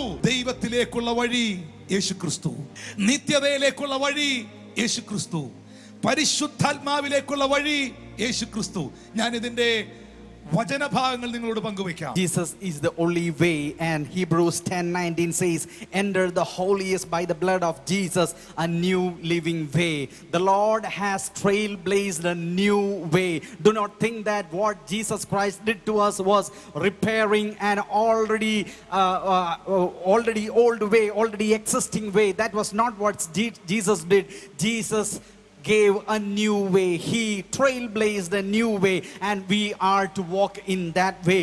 New Testament church is the new way that the Lord has opened, and in order to enter that way, you need to kiss the Son, and you need to be redeemed by His blood. Psalm 2:12 says, kiss the Son so that you may not perish in the way. And Jesus Christ is the way to God. Jesus Christ is the way to salvation. Jesus Christ is the way to redemption. Jesus Christ is the way to eternity. Jesus Christ is the way to have the Holy Spirit. All these blessings which you can enjoy the life here in this world is through Jesus Christ. John 1:18, no one has seen God, the only begotten Son who was in the bosom of God. He has revealed the Jesus Christ to us, and Jesus Christ has only seen God, and only Jesus Christ can get you to all that bliss you have in the presence of the Lord. രക്ഷിക്കപ്പെടുവാൻ ഒരേ ഒരു വഴി യേശു ക്രിസ്തുവാണ്. രക്ഷിക്കപ്പെടാനുള്ള വഴി അപ്പോസ്തല പ്രവൃത്തി 4:12 വാക്യം, മറ്റൊരുത്തനിലും രക്ഷയില്ല, നാം രക്ഷിക്കപ്പെടുവാൻ ആകാശത്തിന്റെ കീഴിൽ മനുഷ്യരുടെ ഇടയിൽ നൽകപ്പെട്ട വേറെ ഒരു നാമവുമില്ല. രക്ഷയിലേക്ക് ഒരേ ഒരു വഴി, അത് യേശു ക്രിസ്തുവാണ്. അതാണ് റോമർ 10:9 വായിക്കുന്നത്, യേശുവിനെ കർത്താവെന്ന് വായ് കൊണ്ട് ഏറ്റുപറയുകയും ദൈവം അവനെ മരിച്ചവരിൽ നിന്ന് ഉയർത്തെഴുന്നേൽപ്പിച്ചു എന്ന് ഹൃദയം കൊണ്ട് വിശ്വസിക്കുകയും ചെയ്താൽ നീ രക്ഷിക്കപ്പെടും. അപ്പോൾ രക്ഷയിലേക്കുള്ള വഴി യേശു ക്രിസ്തു. 2, പാപ വിമോചനത്തിനുള്ള വഴി യേശു ക്രിസ്തുവാണ്. ഇന്ന് ഈ ലോകത്തിൽ നമുക്കെല്ലാം സുലഭമായി വാങ്ങാൻ ലഭിക്കും. നമുക്ക് ലഭ്യമാകാത്ത ഒന്നുമില്ല. നമ്മുടെ ഭാഷയിൽ പറഞ്ഞാൽ എല്ലാം ഒരു വിരൽത്തുമ്പിലാണ്. പക്ഷേ അന്നും ഇന്നും എന്നും മനുഷ്യന്റെ പാപത്തെ വിമോചിപ്പിക്കുവാൻ മതങ്ങൾക്കോ മരുന്നിനോ വ്യക്തികൾക്കോ സാഹചര്യങ്ങൾക്കോ കഴിയുന്നില്ല. നിങ്ങളുടെ എന്ത് രോഗവും വൈദ്യശാസ്ത്രത്തിന് ഒരു പക്ഷേ ചികിത്സിച്ച് ഭേദമാക്കാൻ കഴിയും. സർജറി ചെയ്ത് ചിലത് എടുത്തു വയ്ക്കാം, സർജറി ചെയ്ത് ചിലത് എടുത്ത് കളയാം, എന്തും ചെയ്യാം. പക്ഷേ സർജറി ചെയ്ത് എടുത്തു കളയാൻ പറ്റാത്തൊരു സാധനം പലരുടെ അകത്തിരിപ്പുണ്ട്. അത് നിന്റെ പാപമാണ്, നിന്റെ ജന്മകർമ്മ പാപം. ആ പാപത്തിന് പരിഹാരമായി ഒരു മരുന്നും ഒരു മെഡിക്കൽ സ്റ്റോറിലും മേടിക്കാൻ കിട്ടുകയില്ല. അതിനൊറ്റ വഴിയേ ഉള്ളൂ, അവന്റെ പുത്രനായ യേശുവിന്റെ രക്തം നിന്റെ സകല പാപവും പോക്കി നിന്നെ വിശുദ്ധീകരിക്കുന്നു. അതാണ് റോമർ 6:22-23 വാക്യത്തിൽ പറയുന്നത്, ഇപ്പോൾ പാപത്തിൽ നിന്ന് സ്വാതന്ത്ര്യം പ്രാപിച്ച് ദൈവത്തിന്റെ ദാസന്മാരായിരിക്കുകയാൽ നിങ്ങൾക്ക് ലഭിക്കുന്ന ഫലം വിശുദ്ധീകരണവും അതിന്റെ അന്തം നിത്യജീവനുമാകുന്നു. അപ്പൊ ഇവിടെ ഞാനൊന്ന് സ്റ്റോപ്പ് ചെയ്യാണ്. പാപത്തിൽ നിന്നുള്ള സ്വാതന്ത്ര്യം ആരിലൂടെ? യേശു ക്രിസ്തുവിലൂടെ. യോഹന്നാൻ 8:36, പുത്രൻ നിങ്ങൾക്ക് സ്വാതന്ത്ര്യം വരുത്തിയാൽ നിങ്ങൾ സാക്ഷാൽ സ്വതന്ത്രരാകും. പാപത്തിൽ നിന്ന് സ്വാതന്ത്ര്യം പ്രാപിച്ചവർ ആരാകുന്നു? ദൈവത്തിന്റെ ദാസന്മാർ. നിങ്ങൾക്ക് ലഭിക്കുന്ന അനന്തര ഫലം എന്ത്? വിശുദ്ധീകരണം. അങ്ങനെ വിശുദ്ധിയിൽ ജീവിക്കുന്നവന്റെ അവസാനം എവിടെ? നിത്യതയിൽ. ഒന്നുകൂടെ പറയാം, പാപത്തിൽ നിന്ന് സ്വാതന്ത്ര്യം പ്രാപിച്ച ഒരു വിശുദ്ധനെയാണ് ശരിക്കും ദൈവദാസനെ എന്ന് വിളിക്കേണ്ടത്. ചുമ്മാ നോക്കി ആരെ അഭിഷിക്തനെ എന്നൊന്നും വിളിക്കരുത് പ്ലീസ്. പേര് പറയുക, അല്ലെ അവരുടെ പദവിയെ അലങ്കരിച്ചുകൊണ്ട് സംസാരിക്കുക, സാറെന്ന് വിളിക്കുക. ഇവിടെ എഴുതിയിരിക്കുന്നു, പാപത്തിൽ നിന്ന് സ്വാതന്ത്ര്യം പ്രാപിച്ചവൻ അവൻ ആരാണ്? ദൈവത്തിന്റെ ദാസനാണ്. അതിന്റെ ഫലം, അങ്ങനെ ജീവിക്കുന്ന ഒരു വ്യക്തിയുടെ ജീവിതത്തിലെ ഫലം, ഫ്രൂട്ട്, അവനിൽ വെളിപ്പെടുന്ന ഫ്രൂട്ട് ഹോളിനെസ് ആണ്. ഹോളിനെസ്. അതിന്റെ അനന്തരഫലം നിത്യജീവനാണ്. അപ്പൊ ഇതെല്ലാം നൽകുന്ന ആരാണ്? യേശു ക്രിസ്തുവാണ്. Praise the Lord, praise the Lord. ചേർന്നൊരു ആമീൻ പറഞ്ഞേ പ്രിയരേ. Thank you Lord Jesus.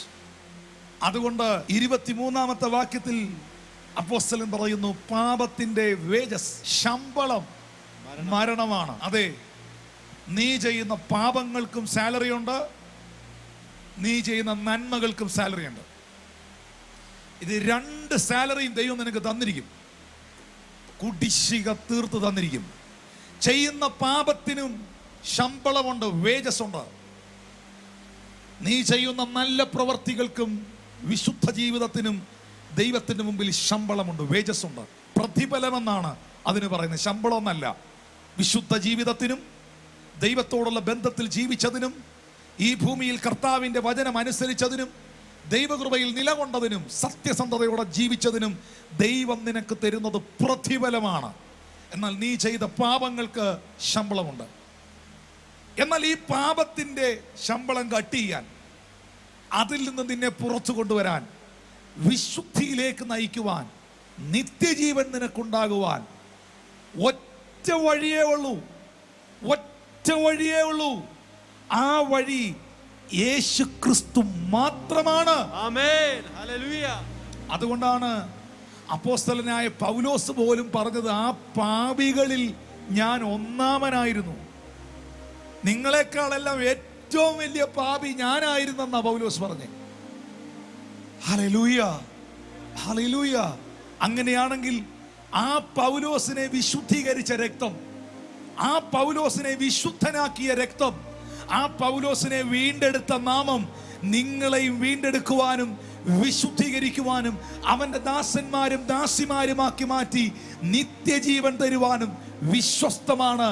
ആ വഴി യേശു ക്രിസ്തു എന്ന ഏക സത്യ നിത്യ ദൈവം എന്ന വഴി മാത്രമാണ്. Salvation is found in no one else but in Jesus Christ. That is the bold proclamation you find in Acts chapter 4 verse 12. There's no other way. If you need to get saved, the only way is accepting Jesus Christ. And the first thing which you get is the salvation from the world or the sin condition you are in. The second thing which you get is the redemption through Jesus Christ. First thing, the salvation through Jesus Christ. Second thing, redemption through Jesus Christ. That means sin cannot be modified or operated with surgery, and it cannot be brought out through any of the surgery which is available in this world. It can only be healed, completely taken away, blotted out only by the sinless blood of Jesus Christ. So blood of Jesus Christ is something which redeems us, and that is the most important thing. Romans 6:22, you are made free and you have become servants of God, and from sin and from the fruit is holiness, and the end is everlasting life. If you want to call someone servant of the Lord, that person who is freed from sin only can be called as a servant of the Lord. What is the fruit of that being the servant of the Lord? The fruit is holiness. And what is the end of that? The end result of that, it is everlasting life. And who is the one who gives this? That is Jesus Christ. So Romans 6:23, wages of sin is death. That means you will have a salary for your sin and you will have reward for your holiness. If you want to cut the salary or the wage which is there for the sin, you need to accept Jesus Christ as the personal savior. That's why Paul says, I was the chief of the sinners. The blood of Jesus which cleansed the chief of sinners, that was Paul. That blood is still powerful enough to cleanse your sin, and the Lord will bring you out from your sinful condition, and the redemption can only be found in Jesus Christ. That's the only way. എല്ലാവരും പറഞ്ഞ് രക്ഷിക്കപ്പെടുവാനുള്ള വഴി യേശുക്രിസ്തു. രക്ഷിക്കപ്പെടുവാനുള്ള വഴി യേശുക്രിസ്തു. പാപവിമോചനത്തിന്റെ വഴി യേശുക്രിസ്തു. പാപവിമോചനത്തിന്റെ വഴി യേശുക്രിസ്തു. മൂന്നാമതായി പ്രാർത്ഥന കേൾക്കാനുള്ള വഴി യേശുക്രിസ്തു. പ്രാർത്ഥന കേൾക്കാനുള്ള വഴി അത് യേശുക്രിസ്തു. വളരെ സത്യമാണ്. എല്ലാവരും ഈ ഭൂമിയിൽ പ്രാർത്ഥിക്കുന്നവരാണ്. മലയാളത്തിലും ഇംഗ്ലീഷിലും ഹീബ്രുവിലും അറബിയിലും എല്ലാവരും ഈ ഭൂമിയിൽ പ്രാർത്ഥിക്കുന്നവരാണ്. പ്രാർത്ഥനയിൽ വിശ്വസിക്കുന്നവരാണ് 99% ആൾക്കാരും ഈ ലോകത്തിൽ. പ്രാർത്ഥനകളിൽ അവർ വിശ്വസിക്കുന്നു. പക്ഷെ ആ പ്രാർത്ഥന സ്വർഗത്തിലെത്തുവാനുള്ള വഴി ഏതാണ്? ആ പ്രാർത്ഥന ദൈവം അംഗീകരിക്കാനുള്ള വഴി ഏതാണ്? ഒറ്റ വഴിയേ ഉള്ളൂ, അത് യേശുക്രിസ്തുവാണ്. യേശു പറയുന്നു, എൻ്റെ നാമത്തിൽ അപേക്ഷിപ്പീൻ, എന്നാൽ നിങ്ങൾക്കതുണ്ടാകും. നിങ്ങൾ ഇതുവരെ എൻ്റെ നാമത്തിൽ ഒന്നും അപേക്ഷിച്ചിട്ടില്ല, അപേക്ഷിക്കാകയാൽ നിങ്ങൾക്ക് ലഭ്യമായിട്ടില്ല. എൻ്റെ നാമത്തിൽ അപേക്ഷിപ്പീൻ, എന്നാൽ നിങ്ങൾക്കത് ലഭിക്കും. അപ്പോൾ പ്രാർത്ഥന, നമ്മൾ എന്താ ദൈവത്തോട് സംസാരിച്ചിട്ട് നമ്മുടെ അപേക്ഷകൾ സമർപ്പിച്ചിട്ട് സകലവും യേശു ക്രിസ്തുവിൻ നാമത്തിൽ തന്നെ ആമീൻ എന്ന് പറയുന്നത്? കാരണം പ്രാർത്ഥന കേൾക്കാനുള്ള വഴി യേശു ക്രിസ്തുവാണ്. കാരണം യേശു ഏക മധ്യസ്ഥനാണ്. ഏക മധ്യസ്ഥനാണ്. അതാണ് 1 തിമോത്തിയോസ് 2:5 അപ്പോസ്തലനായ പൗലോസ് വെളിപ്പെടുത്തുന്നത്. യേശു ക്രിസ്തു ഏക മധ്യസ്ഥൻ, ദൈവം ഒരുവനല്ലോ. For there is one God and one mediator between God and man, the man Jesus Christ. For there is one God, not so many. Not so many. There is one God and one mediator, not so many mediators. There is one God and one mediator between God and men. The man Jesus Christ. ദൈവം ഒരുവനല്ലോ, ഒറ്റയാളാണ് എന്ന് എഴുതിയിട്ടുണ്ടെങ്കിൽ പലവല്ല. ദൈവത്തിനും മനുഷ്യർക്കും മധ്യസ്ഥനും ഒറ്റയാളേ ഉള്ളൂ എന്ന് എഴുതിയിട്ടുണ്ടെങ്കിൽ പലരില്ല. ദൈവം ഒരുവനല്ലോ, ദൈവത്തിനും മനുഷ്യർക്കും മധ്യസ്ഥനും ഒരുവൻ. അതാരാണ്? തന്നെ താൻ ജീവനെ നമുക്ക് നൽകി മരിച്ച് അടക്കപ്പെട്ട് ഉയർത്തെഴുന്നേറ്റ പിതാവിന്റെ വലത്തുഭാഗത്ത് എനിക്കും നിങ്ങൾക്കും വേണ്ടി മധ്യസ്ഥത അണയ്ക്കുന്ന യേശു ക്രിസ്തുവാണ്. ആമേൻ, ഹല്ലേലൂയ.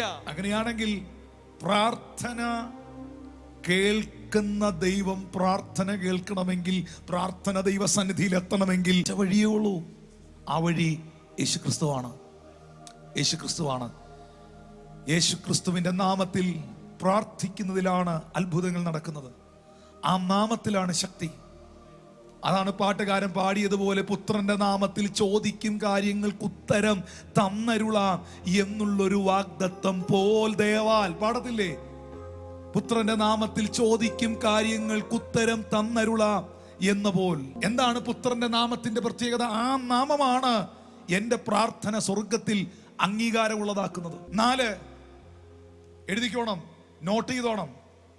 നിത്യജീവൻ പ്രാപിക്കാനുള്ള വഴി യേശുക്രിസ്തുവാണ്. പറഞ്ഞു പിടിപ്പിക്കാനും വർണ്ണിക്കാനും ഒന്നും കഴിയാത്ത ആഴമേറിയ റെവലേഷനാണ്. ഈ വഴി മറന്നുകൊണ്ട് ഒരു വഴിയും നമുക്കില്ല.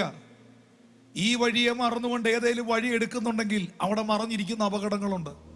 കാരണം രക്ഷയിലേക്കുള്ള വഴി യേശുക്രിസ്തുവാണ്.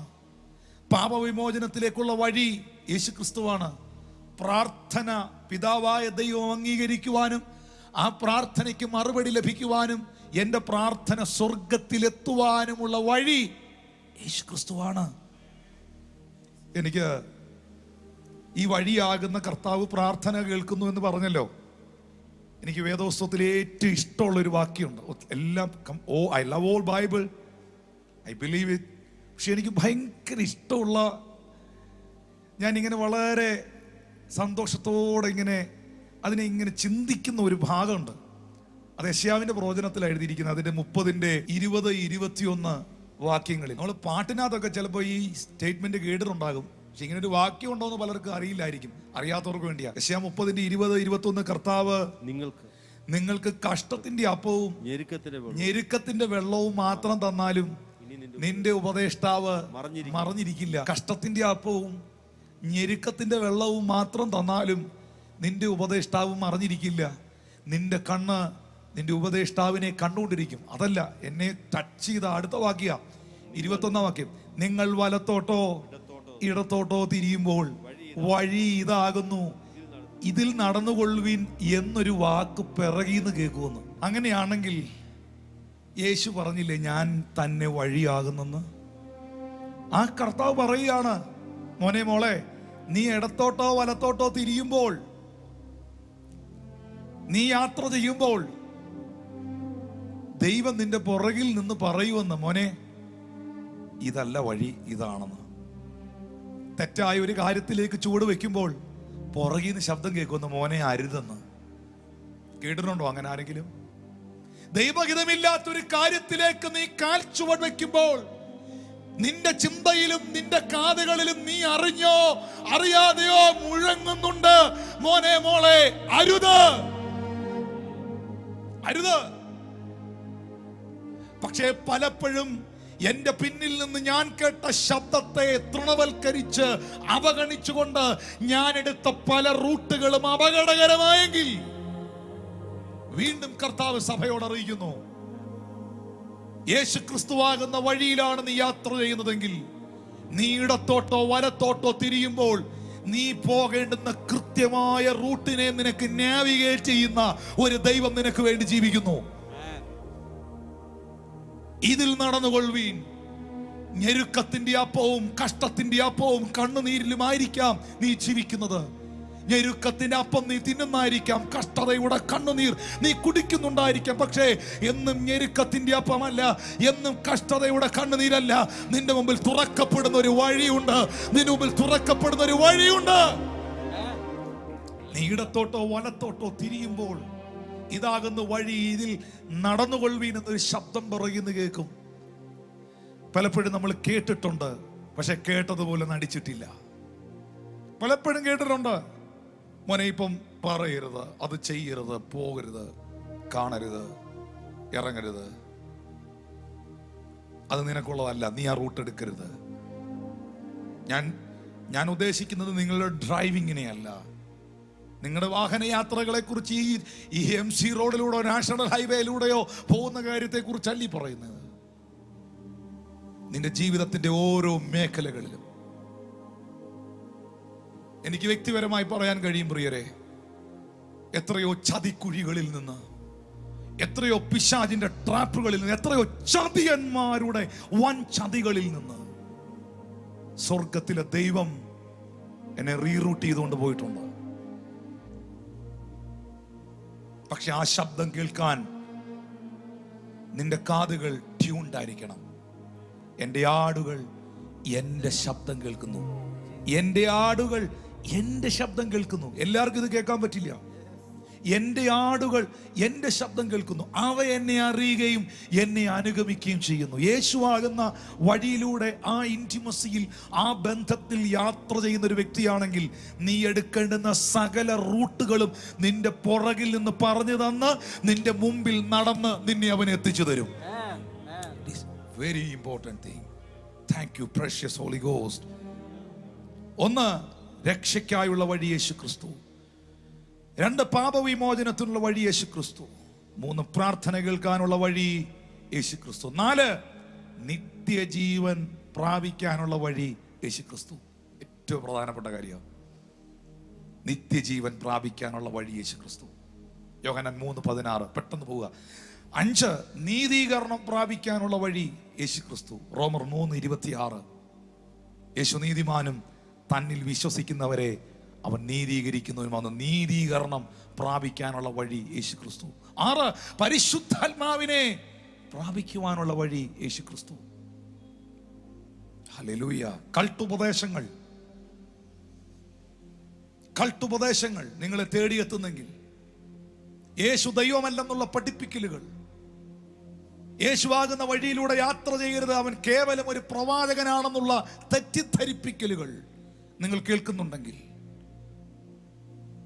അങ്ങനെയുള്ള ദുരുപദേശകരെ നീ അനുവദിച്ചാൽ, നിന്റെ ഭവനത്തിൽ കയറ്റിയാൽ, അവരുമായി സഹകരിച്ചാൽ, നിനക്ക് നഷ്ടപ്പെടുന്നതാണ് രക്ഷ, പാപവിമോചനം, നിന്റെ പ്രാർത്ഥന ദൈവസന്നിധിയിൽ എത്താതിരിക്കുന്ന അനുഭവം, നിത്യജീവൻ, നീതീകരണം. പിന്നെ പരിശുദ്ധാത്മാവിനെ പ്രാപിക്കാനുള്ള വഴിയേതാ? യേശു ക്രിസ്തു. യോഹന്നാൻ 7:37, ദാഹിക്കുന്നവൻ എൻ്റെ അടുക്കൽ വന്ന് കുടിക്കട്ടെ. എന്നിൽ വിശ്വസിക്കുന്നവന്റെ ഉള്ളിൽ നിന്ന്, എല്ലാവരും വിശ്വസിക്കുന്നവന്റെ ഉള്ളിൽ നിന്നല്ല, യേശു ക്രിസ്തുവിൽ വിശ്വസിക്കുന്നവന്റെ ഉള്ളിൽ നിന്ന്.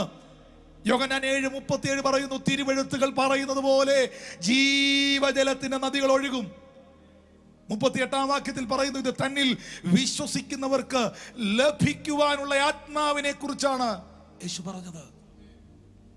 അങ്ങനെയാണെങ്കിൽ യേശുവാകുന്ന വഴിയിലൂടെ ഞാൻ യാത്ര ചെയ്തില്ലെങ്കിൽ, യേശു എന്നെ കാണിക്കുന്ന വഴികളിൽ ഞാൻ നടന്നു നീങ്ങിയില്ലെങ്കിൽ, യേശുവാകുന്ന വഴിയും സത്യവും ജീവനും എന്നിൽ വന്നില്ലെങ്കിൽ, രക്ഷയിലേക്കുള്ള വഴി അടയുന്നു, പാപവിമോചനത്തിലേക്കുള്ള വഴി അടയുന്നു, പ്രാർത്ഥന കേൾക്കുവാനുള്ള വഴി അടയുന്നു, ആമേൻ, നിത്യജീവനിലേക്കുള്ള വഴി അടയുന്നു, നീതീകരണത്തിന്റെ വഴി അടയുന്നു, പരിശുദ്ധാത്മാവ് എന്നിലേക്ക് വരുവാനുള്ള വഴി അടയുന്നു.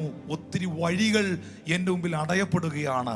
എന്നാൽ ഈ വഴികളെല്ലാം നിങ്ങളുടെ മുമ്പിൽ തുറക്കപ്പെടാൻ, പാപവിമോചനത്തിന്റെ വഴി തുറക്കപ്പെടാൻ, രക്ഷയുടെ വഴി തുറക്കപ്പെടാൻ, പ്രാർത്ഥന കേൾക്കുന്ന വഴി തുറക്കപ്പെടാൻ, നിത്യജീവന്റെ വഴി തുറക്കപ്പെടാൻ, നീതീകരണം പ്രാപിക്കുന്ന വഴി തുറക്കപ്പെടാൻ, പരിശുദ്ധാത്മാവ് എന്ന വഴി തുറക്കപ്പെടാൻ ഒറ്റ കാര്യം ചെയ്താൽ മതി. Believe in him, trust in him. അവനിൽ വിശ്വസിക്കുക, യേശു ക്രിസ്തുവിൽ ആശ്രയിക്കുക. We don't have any other ways forgetting Jesus Christ, who is the way, the only way. If you don't have Jesus, all other ways will be closed in front of you. So Jesus Christ is the way of salvation. Jesus Christ is the way of forgiveness of sin. Jesus Christ is the way of prayer. Jesus Christ is the way to eternal life. Jesus Christ is the way to justification. Jesus Christ is the way to Holy Spirit. John 7:37, only those who come to Jesus can bring the Holy Spirit from him. The way of prayer is Jesus Christ. Ask in my name, everything will be given to you. Why? Because Jesus Christ is the only mediator. 1 Timothy 2:5, there's only one God and only one mediator between humans and God, and that is Jesus Christ. Jesus Christ is the one who takes your prayer into the presence of the Father, and it is delivered as answers to you. And Isaiah 30:20-21, very important words, a dear words for pastor. It is said in verse 21, your ears shall hear a word from behind saying, this is the way, walk in it. When we are perplexed in our life, we don't know which way to choose, you will be always having a voice from behind. Always we have such kind of experiences when we are moving off track. Jesus Christ usually says, this is not the way, walk in the correct path. And always such kind of a navigating guidance a person will receive if they have Jesus Christ. Jesus Christ always reroutes a person from the derailment that happens in their life. And it is said, my sheep will hear my voice, if they have such kind of intimacy. So Jesus Christ is the only way. All other ways are futile, but Jesus Christ will trade you to the right paths in your life. ഇന്ന് ഈ സന്ദേശത്തിന്റെ അതിപ്രധാനപ്പെട്ട ഒരു ഭാഗത്തിലോട്ട് നമ്മൾ കയറാൻ പോവാണ്. ഒരു ഡെലിവറൻസിന് വേണ്ടി നിങ്ങളുടെ മുമ്പിൽ ചില വാതിലുകൾ ദൈവം തുറക്കപ്പെടേണ്ടതിന്, ചില വഴികൾ ഓപ്പൺ ആക്കേണ്ടതിന്, അതിന്റെ പ്രധാന ഭാഗത്തിലേക്ക് കയറുകയാണ്. ഒരു നിമിഷം നമ്മളൊന്ന് പ്രാർത്ഥിക്കാൻ പോകണം. എന്നിട്ട് അടുത്ത ആ ഒരു പ്രൊഫറ്റിക്കൽ വേർഡിലോട്ട് ഞാൻ കയറുകയാണ്.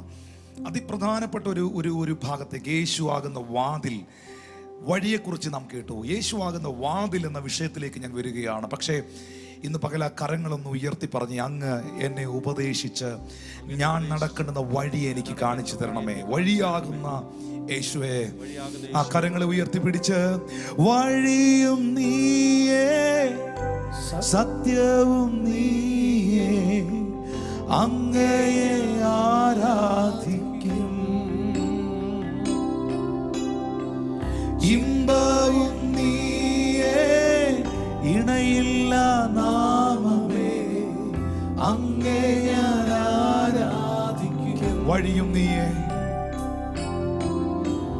വഴിയും നീയേ, സത്യവും നീയേ, അങ്ങയെ ആരാധിക്കും.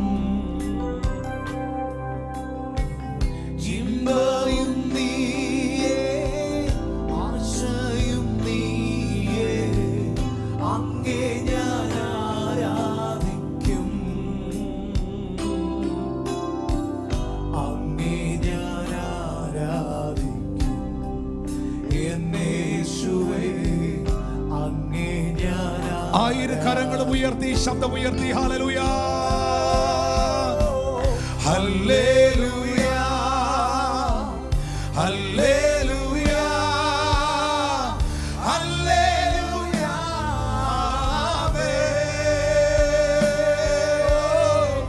ഹല്ലേലൂയ, ഹല്ലേലൂയ, ഹല്ലേലൂയ, ആമേൻ. ശബ്ദമുയർത്തി ഹല്ലേലൂയ, ഹല്ലേലൂയ, Holy Ghost, ഹല്ലേലൂയ. We thank you, Father God. ഹല്ലേലൂയ, ആമേൻ. ഹല്ലേലൂയ, ഹല്ലേലൂയ, ഹല്ലേലൂയ, ആമേൻ. വഴിയും നീയേ, വഴിയും നീയേ, സത്യവും നീയേ, അങ്ങേ ഞാൻ ആരാധിക്കും.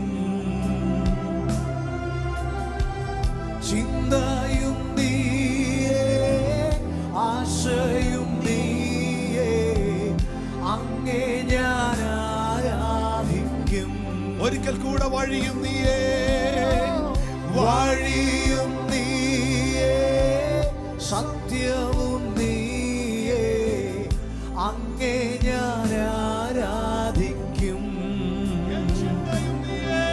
ഓ, ചിന്തയും നീയേ, ആശയും നീയേ, അങ്ങേ ഞാൻ ആരാധിക്കും. അങ്ങേ ഞാൻ ആരാധിക്കും. എന്നേശുവേ, അങ്ങേ ഞാൻ ആരാധിക്കും. വാതിലാകുന്ന യേശു is the door. യേശു വഴിയാകുന്നു. യേശു ക്രിസ്തു വാതിലാകുന്നു.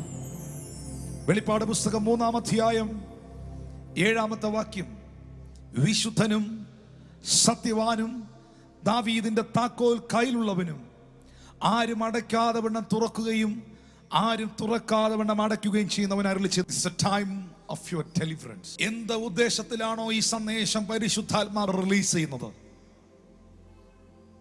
ആ ഉദ്ദേശത്തിന്റെ പൂർത്തീകരണത്തിലേക്ക് വരുന്ന നിമിഷങ്ങളിലേക്ക് നാം വന്നുകൊണ്ടിരിക്കും. വെളിപ്പാട് പുസ്തകം 3-ാം അധ്യായത്തിന്റെ 7-ാമത്തെ വചനത്തിൽ, പുതിയ നിയമത്തിലെ ഒരേ ഒരു പ്രവചന പുസ്തകമായ വെളിപ്പാട് പുസ്തകത്തിൽ,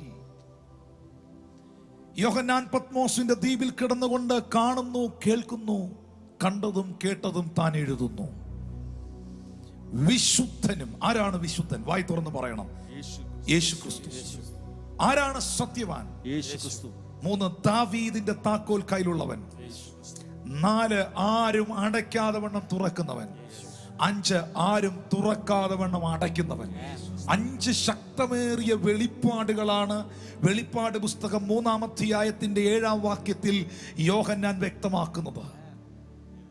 ഇവിടെ വ്യക്തമായി രേഖപ്പെടുത്തിയിരിക്കുന്ന ഒരു സത്യം, യേശുക്രിസ്തു ഒരു വാതിൽ തുറന്നാൽ ആരും അത് അടയ്ക്കുന്നില്ല, അവൻ അടച്ചാൽ ആരും അത് തുറക്കുന്നതുമില്ല. അതുകൊണ്ടാണ് ആരും അടയ്ക്കാതെ വണ്ണം തുറക്കുകയും ആരും തുറക്കാതെ വണ്ണം അടയ്ക്കുകയും ചെയ്യുന്നവനെന്ന് പറഞ്ഞേച്ച 8ാമത്തെ വാക്യത്തിൽ വ്യക്തമായി ക്ലാരിറ്റിയോടെ പറഞ്ഞത്, ഞാൻ നിന്റെ മുമ്പിൽ ഒരു വാതിൽ തുറന്നു വെച്ചിട്ടുണ്ട്, അത് ഒരുത്തനും അടയ്ക്കുകയില്ല. അതാണ് കൃത്യമായി അതങ്ങ് കൺഫേം ചെയ്തത് അടുത്ത വാക്യത്തിൽ. ഹല്ലേലൂയ. എന്നാൽ ഈ കർത്താവായ യേശു ക്രിസ്തുവാകുന്ന വാതിൽ, അല്ലെങ്കിൽ അവൻ നമുക്ക് വേണ്ടി തുറക്കുന്ന വാതിൽ തുറക്കാൻ ഉപയോഗിക്കുന്ന ഒരു താക്കോലുണ്ട്.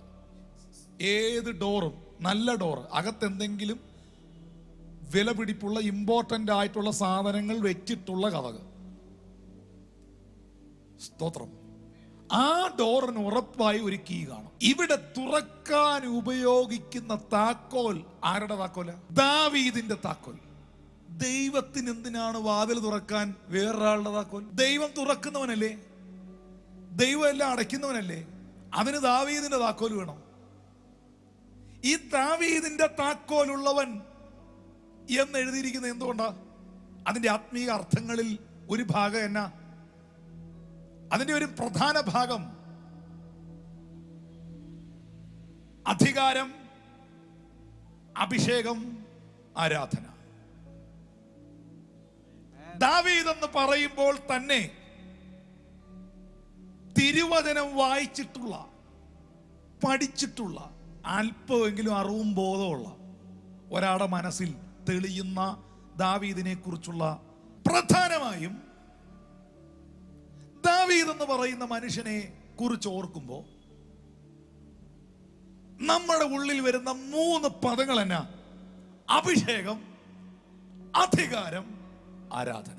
അതുകൊണ്ടാണ് ദൈവം പറഞ്ഞത് അവന്റെ ഹൃദയപ്രകാരമുള്ള മനുഷ്യനെന്ന്. ഇവിടെ ഞാൻ ദാവീദിന്റെ താക്കോൽ കയ്യിലുള്ളവനെന്ന് സ്വർഗത്തിലെ ദൈവം പറയുമ്പോൾ, ഒന്ന്, ദാവീദ് ഒരു രാജാവാണ്. 2, ദാവീദ് ഒരു അഭിഷിക്തനാണ്. ദാവീദിന് എല്ലാ ഡിപ്പാർട്ട്മെന്റുകളും ഓപ്പറേറ്റ് ചെയ്യാനുള്ള അതോറിറ്റി ഉണ്ട്.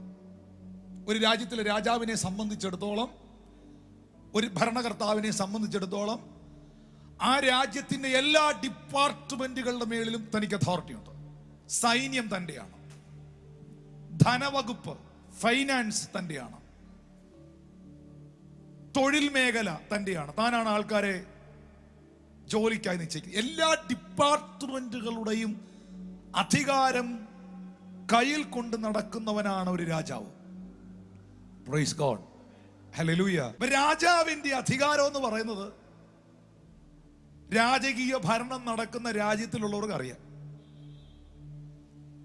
ദാവീദിന്റെ താക്കോൽ എന്ന് പറഞ്ഞ തന്നെ, ദാവീദ് ഒരു കിങ് ആണ്, ഒരു രാജാവായിരുന്നു. അവൻ എല്ലാ ഡിപ്പാർട്ട്മെന്റുകളുടെ അധികാരമുള്ളവനാണ്. എല്ലാ ഡിപ്പാർട്ട്മെന്റുകളും അവൻ ഓപ്പറേറ്റ് ചെയ്യും.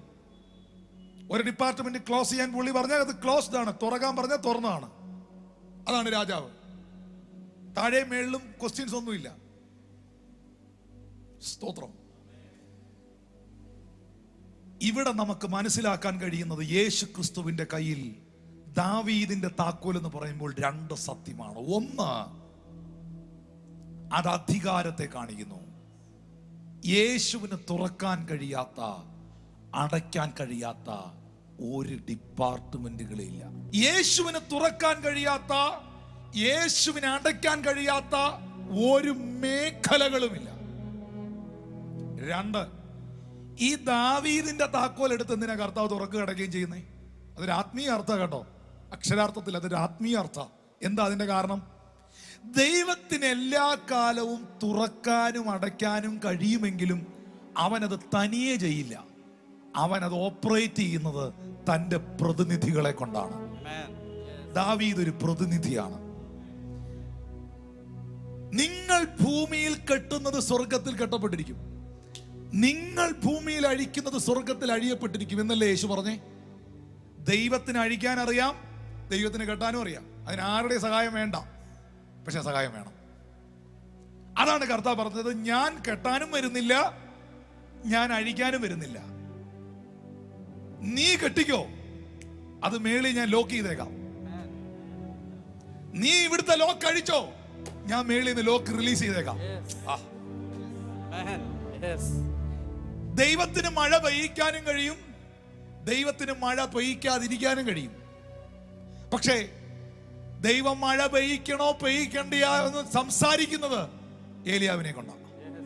ഏലിയ പറഞ്ഞു, ഞാൻ പറഞ്ഞിട്ടല്ലാതെ ഈ ആണ്ടുകളിൽ മഞ്ഞും മഴയും പെയ്യില്ല. ദൈവത്തിന് മഴമേഘത്തെ ഡയറക്റ്റ്ലി അടച്ച് ആഹാബ് രാജാവിനെ ഇസബേലിനെയും പാഠം പഠിപ്പിക്കാം. പക്ഷെ ദൈവം അത് ഏലിയാവിലൂടെ ചെയ്യുള്ളൂ. ദൈവത്തിന് എല്ലാ കാലവും, ഇത് ശ്രദ്ധിച്ചു കേട്ടോണം, നോട്ട് ചെയ്തോണം, ഏറ്റെടുത്തോണം. ദൈവത്തിന് എല്ലാ കാലവും തുറക്കാനും അടയ്ക്കാനും ചില പ്രതിനിധികളെ ആവശ്യമാണ്. ഇന്ന് ഈ സന്ദേശം കേൾക്കുന്ന നിങ്ങൾ, നിങ്ങളുടെ പട്ടണത്തിൽ, നിങ്ങളുടെ പഞ്ചായത്തിൽ, നിങ്ങളുടെ ദേശത്തിൽ, നിങ്ങളുടെ കുടുംബത്തിൽ ദൈവത്തിന്റെ പ്രതിനിധികളാണ്. നീ തുറക്കുന്നത് തുറക്കപ്പെട്ടിരിക്കും, നീ അടയ്ക്കുന്നത് അടയപ്പെട്ടിരിക്കും. ഇനി അത് മാത്രമാണോ?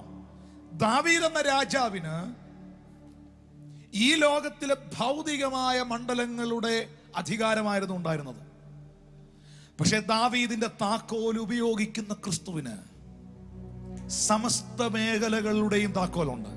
നിങ്ങൾ പ്രാർത്ഥിച്ചോ? കർത്താവിന്റെ ആത്മാവിനോട് വളരെ ആഴമായി പ്രൊഫറ്റിക്കലി ചില കാര്യങ്ങൾ വെളിപ്പെടുത്തുന്നുണ്ട് വിശ്വസിക്കുന്നവർക്ക് വേണ്ടി. ആത്മമണ്ഡലത്തിന്റെയും ഭൗതിക മണ്ഡലത്തിന്റെയും കീ യേശുവിന്റെ കയ്യിലുണ്ട്. ഇത് രണ്ടും കർത്താവിന് തുറക്കാനും അടയ്ക്കാനും കഴിയുമെന്ന് ഈ ഭൂമി ഒന്ന് തെളിയിച്ചതാ. മരിച്ചുപോയ ലാസറിന്റെ ആത്മാവിനെ പാതാളത്തിൽ നിന്ന് അവന്റെ ശരീരത്തോട് തിരിച്ചു കൊണ്ടുവന്നത് സൂപ്പർ നാച്ചുറൽ. അത് ദൃശ്യമേഖലകളിൽ നമുക്ക് കാണാൻ കഴിയുന്നൊരു സാധനമല്ല. ഒരു മനുഷ്യന് നിത്യജീവൻ കൊടുക്കുക എന്ന് പറയുന്നത് ഈ ഭൂമിയിൽ ആർക്കും കൊടുക്കാൻ പറ്റാത്ത കാര്യമാണ്. ഒരു മനുഷ്യന്റെ പാപത്തെ വിമോചിപ്പിക്കുക എന്ന് പറയുന്നത് നമുക്ക് കാണാൻ പറ്റാത്ത കാര്യമാണ്. പക്ഷെ സംഭവിക്കുന്നു. മറുഭാഗത്ത് 5 അപ്പവും 2 മീനും ഉയർത്തിപ്പിടിച്ചിരിക്കുന്നത് നമുക്ക് കാണാം. വർദ്ധിക്കുന്നതും കാണാം, കഴിക്കുന്നതും കാണാം, കഴിക്കുകയും ചെയ്യാം. അപ്പൊ ആത്മമണ്ഡലത്തിന്റെയും ഭൗതിക മണ്ഡലത്തിന്റെയും കീ ഓപ്പറേഷൻ യേശുവിലാണ്. പക്ഷെ ഇത് രണ്ടും കർത്താവ് ചെയ്യിക്കുന്നത് നമ്മളിലൂടെയാണ്. റിജോയ് സാറെ ഏറ്റെടുക്കൂ, നമ്മിലൂടെയാണ് ഇത് രണ്ടും കർത്താവ് ചെയ്യിക്കുന്നത്. അതുകൊണ്ടാണ് യേശു പറഞ്ഞത്, നിങ്ങൾ അഴിച്ചാൽ അഴിയപ്പെടും,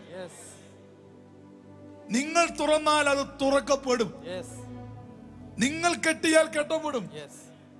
ഏലിയ പറഞ്ഞു, ഞാൻ പറഞ്ഞിട്ടല്ലാതെ മഞ്ഞും മഴയും പെയ്യില്ല, ഞാൻ പറഞ്ഞാൽ അത് തന്നെ സ്വർഗം ചെയ്യും. ചേർന്ന് കർത്താവിന് നന്ദി പറഞ്ഞു.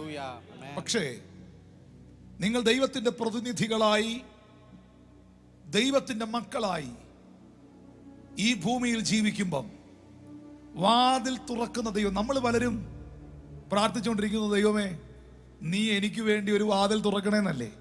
പക്ഷെ കർത്താവ് നമ്മളോട് പറയുന്നത് അങ്ങനെയല്ല, ഈ വാതിൽ നിനക്ക് തുറക്കാൻ കഴിയുമെന്ന.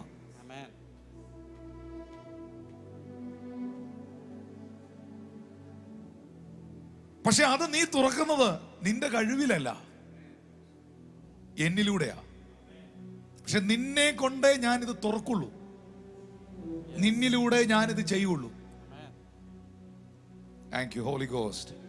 അപ്പോസ്തലന്മാർ കൈവെക്കുന്നതാണ് ആൾക്കാർ കാണുന്നേ.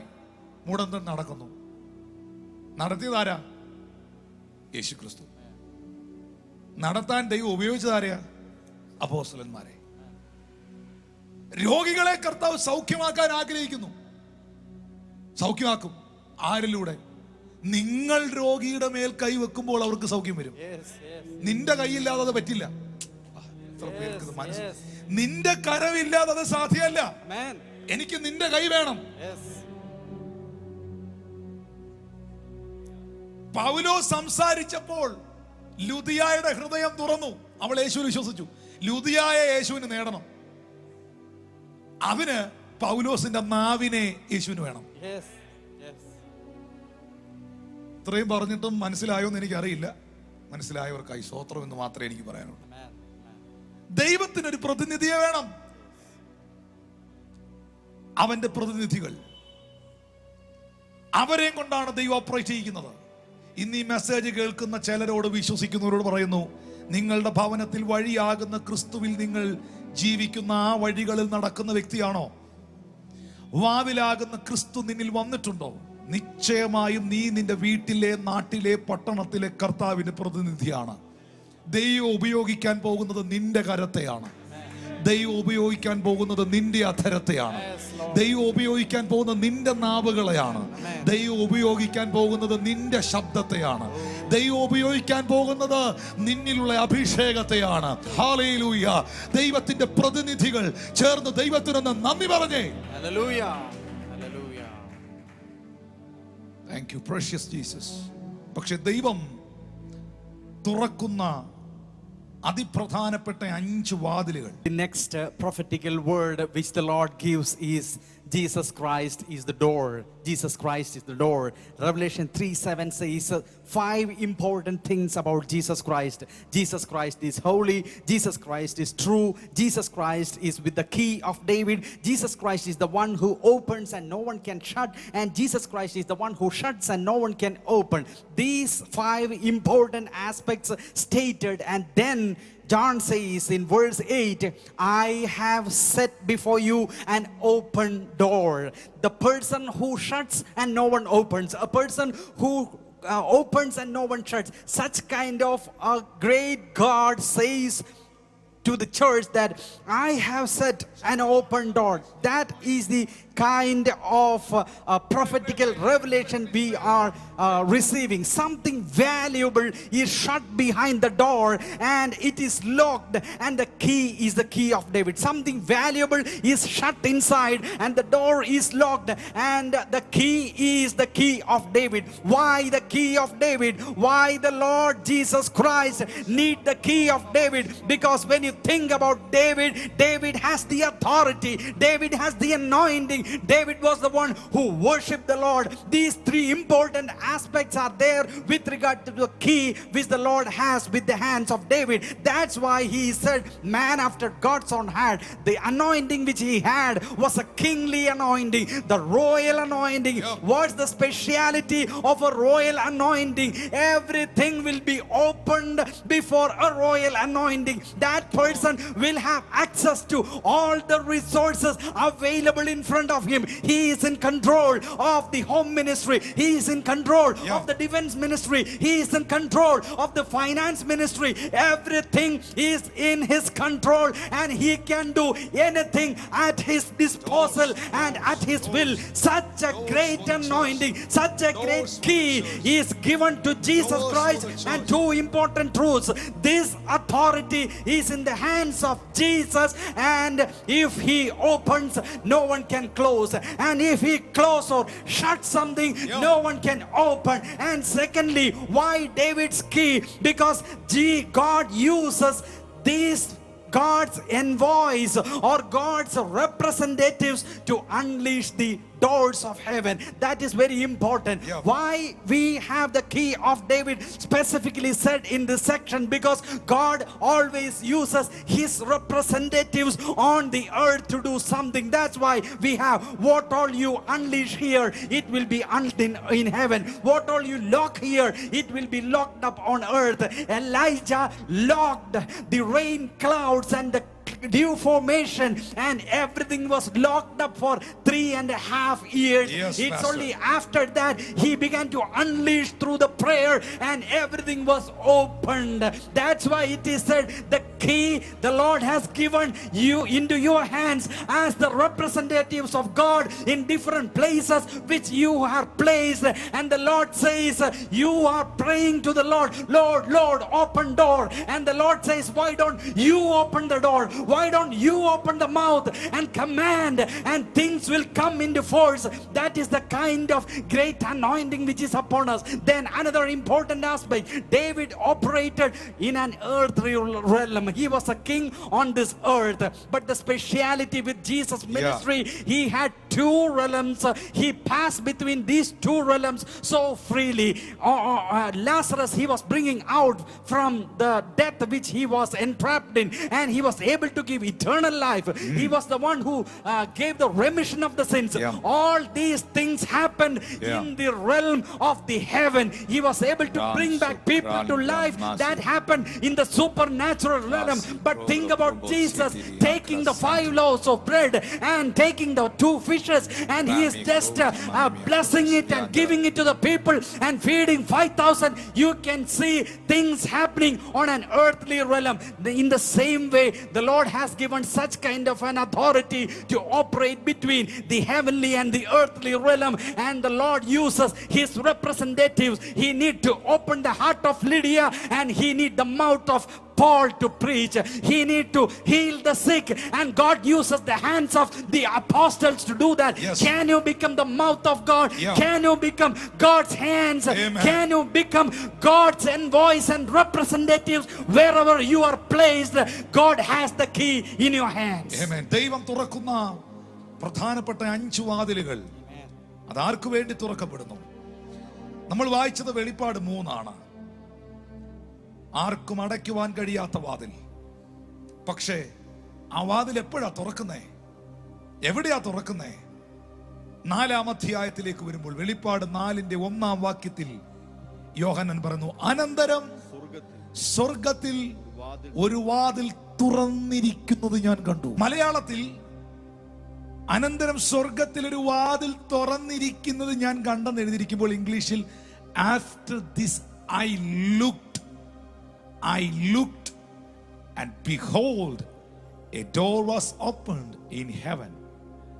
I looked എന്ന് പറഞ്ഞാൽ ഞാൻ നോക്കിയിരിക്കുമ്പോൾ, ഞാൻ നോക്കിക്കൊണ്ടിരിക്കുമ്പോൾ, ഞാൻ കാത്തിരിക്കുമ്പോൾ, ഞാൻ നോക്കി നിൽക്കുമ്പോൾ ഒരു വാതിൽ തുറന്നു വരുന്നത് ഞാൻ കണ്ടു. ഒരു വാതിൽ തുറക്കാൻ നോക്കിയിരിക്കുന്നവർക്ക് വേണ്ടി, ഒരു വാതിൽ തുറക്കാൻ കാത്തിരിക്കുന്നവർക്ക് വേണ്ടി, ഒരു വാതിൽ തുറക്കാൻ ഓപ്പൺ ആകാൻ വെയിറ്റ് ചെയ്യുന്നവർക്ക് വേണ്ടി പരിശുദ്ധാത്മ പറയുന്നു, നീ എന്തിനായി നോക്കിയിരിക്കുന്നുവോ, നീ എന്തിനായി കാത്തിരിക്കുന്നുവോ, അത് നിന്റെ മുമ്പിൽ ഓപ്പൺ ആയി വരുന്നത് യേശുവിന്റെ നാമത്തിൽ നീ കാണുന്ന ഒരു സീസൺ ദൈവം ഓപ്പൺ ആക്കുകയാണ്. നോക്കിയിരിക്കുമ്പോൾ സ്വർഗത്തിന്റെ വാതിൽ എന്റെ മുമ്പിൽ തുറന്നു. സ്വർഗത്തിന്റെ വാതിൽ എന്റെ മുമ്പിൽ തുറന്നു കഴിഞ്ഞാൽ ഈ ലോകത്തിലെ എല്ലാ ഡോറുകളും തുറക്കുന്നത് പോലെ അല്ലത്.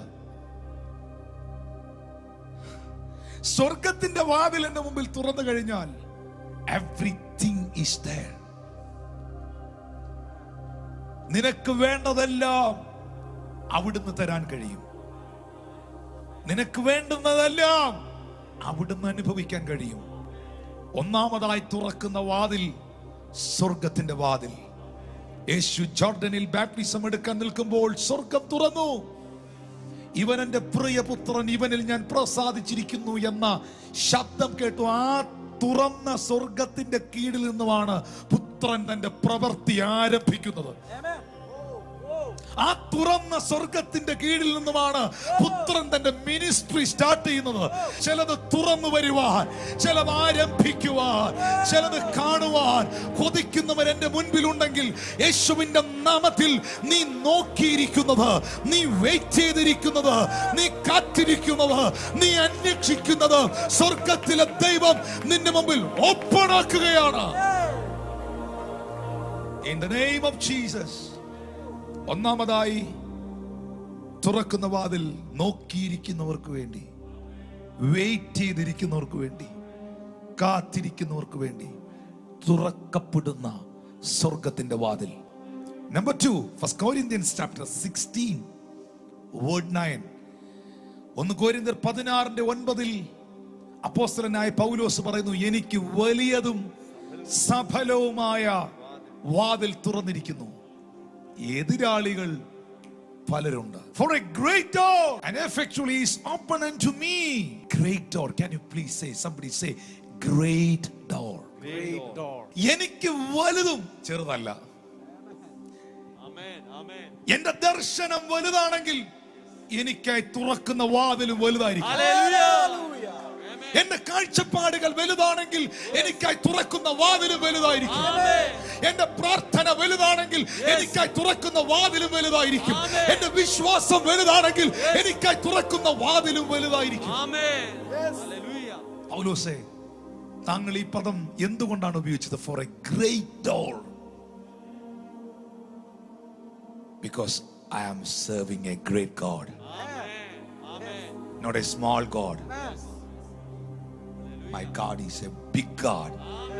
പറഞ്ഞ് എന്റെ ദൈവം വലിയ ദൈവമാണ്. എന്റെ ദൈവം വലിയ ദൈവമായതുകൊണ്ട് വലിയ വാതിലേ തുറക്കുള്ളൂ. നിങ്ങൾ എങ്ങനെയാ ദൈവത്തെ കാണുന്നേ? എന്തുകൊണ്ടാ പൗലോസ് ഇവിടെ എനിക്കൊരു ഗ്രേറ്റ് ഡോർ, വലിയ ഒരു വാതിൽ തുറന്നെന്ന് പറഞ്ഞേ? ദർശനം വലുതായതുകൊണ്ട്,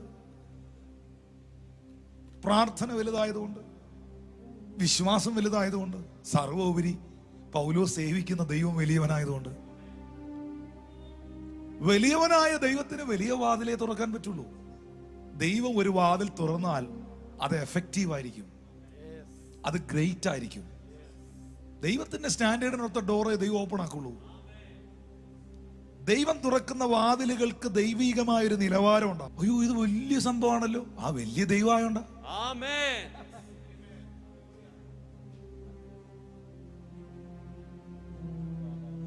പുള്ളിക്ക് വലിയ വീട്, വലിയ ദൈവമായോണ്ട. പുള്ളിക്ക് വലിയ ശുശ്രൂഷ, വലിയ ദൈവമായോണ്ട. എന്നിട്ട് തീർന്നോ? ഞാൻ ഉറപ്പായിട്ട് സേവിക്കുന്നത് വലിയ ദൈവത്തെ തന്നെയാണ്. എന്റെ ദൈവം ഒരു ഡോറ് തുറന്നാൽ അത് ഗ്രേറ്റ് ഡോർ ആയിരിക്കും എന്ന് എനിക്ക് ഉറപ്പുണ്ട്. അത് ഞാൻ വിശ്വസിക്കുന്നുണ്ട്. എന്റെ കൂടെ കുറച്ച് പേര് വിശ്വസിക്കുന്നുണ്ട്. Praise God, hallelujah. അത് വിശ്വസിക്കാത്തവരായി കൊച്ചു ഡോറിന്റെ സാക്ഷികളാക്കി ഉപ്പാട് വന്നു ഇരിക്കുന്നത്. കയറാനും പറ്റുന്നില്ല, ഇറങ്ങാനും പറ്റുന്നില്ല, അതിനകത്ത് പെട്ട് പകുതിക്ക് ഇരിക്കുക. I believe I'm serving a great God. ഓ, ഇത് പറയുമ്പോൾ ഞാൻ കർത്താവിന്റെ സാന്നിധ്യം അനുഭവിക്കുന്നു. എനിക്ക് വലിയതും സഫലവുമായ വാതിൽ തുറന്നിരിക്കുന്നു. ജോയ് സാറേ, താങ്കളൊരു ബൈബിൾ അധ്യാപകനും ഒക്കെയാണല്ലോ. പക്ഷെ ഇത് കർത്താവിനോട് സംസാരിക്കുമ്പോഴേ, ഈ പൗലോസ് ഇത് എഴുതിയത്, ഇത് എഴുത്തു ഭാഷയാണ്. ഈ എഴുത്തു ഭാഷയുണ്ട്, പ്രസംഗ ഭാഷയുണ്ട്, അല്ലേ? അങ്ങനെയില്ലേ? എഴുത്തു ഭാഷയുണ്ട്, പ്രസംഗ ഭാഷയുണ്ട്. രണ്ടും രണ്ട് ലാംഗ്വേജാണ്. ഇപ്പൊ എൻ്റെ മെസ്സേജുകൾ ബുക്കുകളാക്കി എഴുതാറുണ്ട്. പക്ഷെ ആ പ്രസംഗ ഭാഷയിൽ നിന്ന് അതിനെ എഴുത്തു ഭാഷയിലേക്ക് മാറ്റും, അല്ലേ? പൗലോസ് ഇവിടെ പറഞ്ഞിരിക്കുന്നത് എഴുത്താണ്, എഴുതി തന്നിരിക്കുകയാണ് കൊരിന്ത്യർ സഭയ്ക്ക്. പക്ഷെ ഇത് പുള്ളി പ്രസംഗിച്ചാൽ എങ്ങനെ ഇരിക്കുമെന്നറിയോ? എഴുതുമ്പോൾ എങ്ങനെ പറയും? എനിക്ക് വലിയതും സഫലവുമായൊരു വാതിൽ ദൈവം തുറന്നിരിക്കുന്നു, എതിരാളികൾ പലരുണ്ട്. വായിക്കുക. ഇത് പറഞ്ഞാൽ എങ്ങനെ ഇരിക്കുമെന്നറിയോ? പറഞ്ഞാൽ ഇങ്ങനെ ഇരിക്കും: എനിക്ക് വലിയതും, പ്രിയപ്പെട്ടവരെ, എനിക്ക് വലിയതും സഫലവുമായ വാതിൽ എന്റെ ദൈവം തുറന്നിരിക്കുന്നു. എതിരാളികൾ അമ്മ അവിടെ ഇവിടെയൊക്കെ ഉണ്ട്. I don't care. അങ്ങനെ പറയുള്ളൂ. എതിരാളികൾ അവിടെ ഇവിടെയൊക്കെ ഉണ്ട്. ആരാണ്ടൊക്കെ സൈഡിൽ നിന്ന് എന്തൊക്കെയോ പറയുന്നുണ്ട്, എഴുതുന്നുണ്ട്. ഇങ്ങനെ പറയുള്ളൂ. ഞാൻ ഫോക്കസ് ചെയ്തിരിക്കുന്നത് എതിരാളികളെ അല്ല. ഞാൻ ഫോക്കസ് ചെയ്തിരിക്കുന്നത് വിമർശകനെ അല്ല. ഞാൻ ഫോക്കസ് ചെയ്തിരിക്കുന്നത് പരിഹാസിയല്ല. ഞാൻ ഫോക്കസ് ചെയ്തിരിക്കുന്നത് ദൈവം എന്റെ മുമ്പിൽ തുറന്ന ഗ്രേറ്റ് ഡോറിനെയാണ്. സഹോദരങ്ങളോട് പറയുന്നു, നീ ശ്രദ്ധിക്കേണ്ടത് എതിരാളികളെയല്ല, നീ ശ്രദ്ധിക്കേണ്ടത് പരിഹാസികളെയല്ല, നീ ശ്രദ്ധിക്കേണ്ടത് കാഴ്ചപ്പാട് നഷ്ടപ്പെട്ട ഏലിമാരെയല്ല, നീ ശ്രദ്ധിക്കേണ്ടത് മതിൽ പൊളിക്കാൻ നടക്കുന്ന സൻബല്ലത്തുമാരെയും തോബിയാവുമാരെയല്ല, നീ ശ്രദ്ധിക്കേണ്ടത് അഭിഷേകം നഷ്ടപ്പെട്ട അസൂയമൂത്ത് കുന്തകറിയാൻ നടക്കുന്ന ശൗലുമാരെയല്ല. നീ ശ്രദ്ധിക്കേണ്ടത് നിന്റെ മുമ്പിൽ വിശാലമായ വാതിൽ നിനക്ക് വേണ്ടി തുറന്നിരിക്കുന്ന ദൈവത്തെയാണ്. അതെല്ലാ കാലത്തും ഉണ്ട്. പൗലോസ് അങ്ങനെയാ പറയുന്നത്. എതിരാളികൾ പലരും ഉണ്ട്. പൗലോസ് പറയുന്നത്, എനിക്കും എതിരാളികൾ, എന്റെ ശുശ്രൂഷയെ തകർക്കാനും ആക്ഷേപം പറയാനും എന്നെ കൊല്ലാനും നടന്ന ഒത്തിരി പേരുണ്ട്. I don't care. But I am focusing in my vision. ഞാൻ ശ്രദ്ധിക്കുന്നത് എൻ്റെ മുമ്പിൽ ദൈവം തുറന്ന ഗ്രേറ്റ്, എഫക്ച്വൽ ആയിട്ടുള്ള, പവർഫുൾ ആയിട്ടുള്ള, സഫലമായിട്ടുള്ള ആ വാതിലാണ്. Thank you Lord Jesus.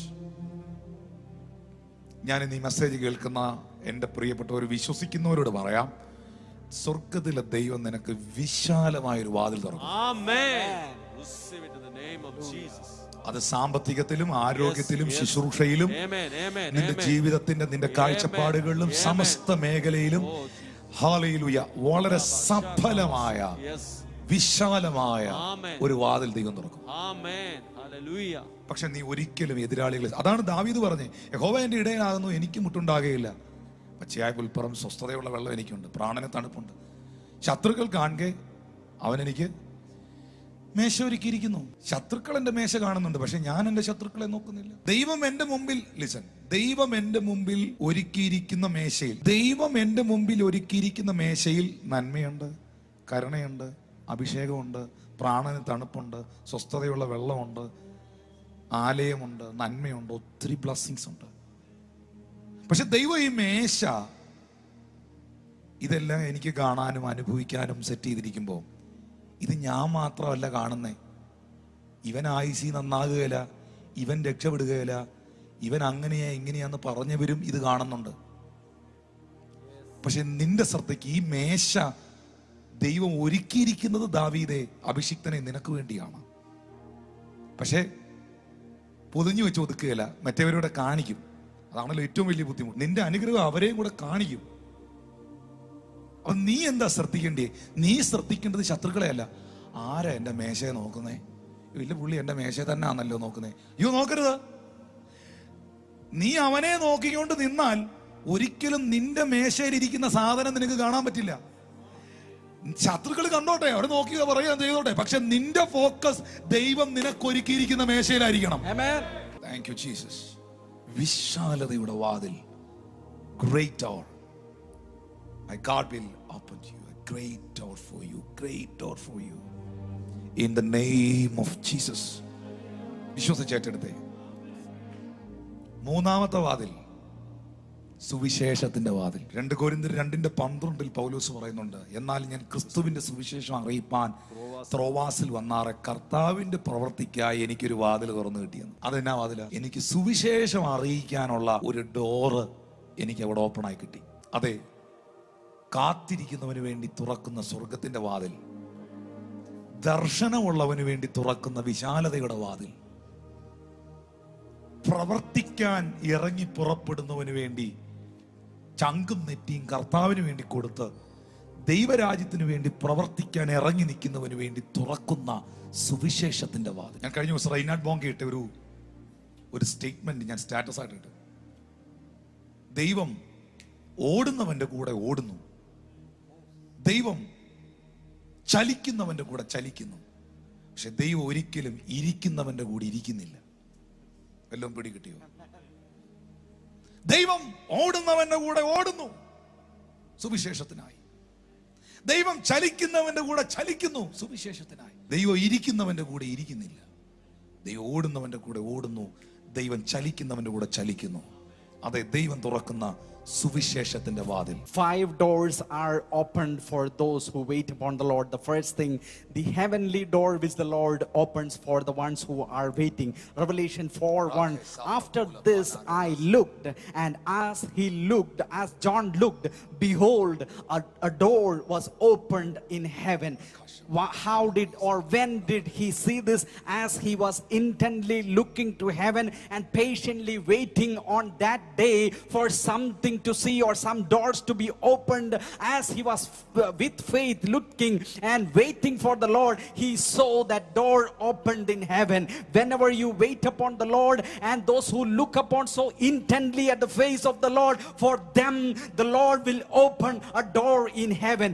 As Jesus Christ was coming out after the baptism, a heavenly door was opened above him, and as the pastor said, Jesus Christ started his ministry under the open heaven. What a powerful proclamation.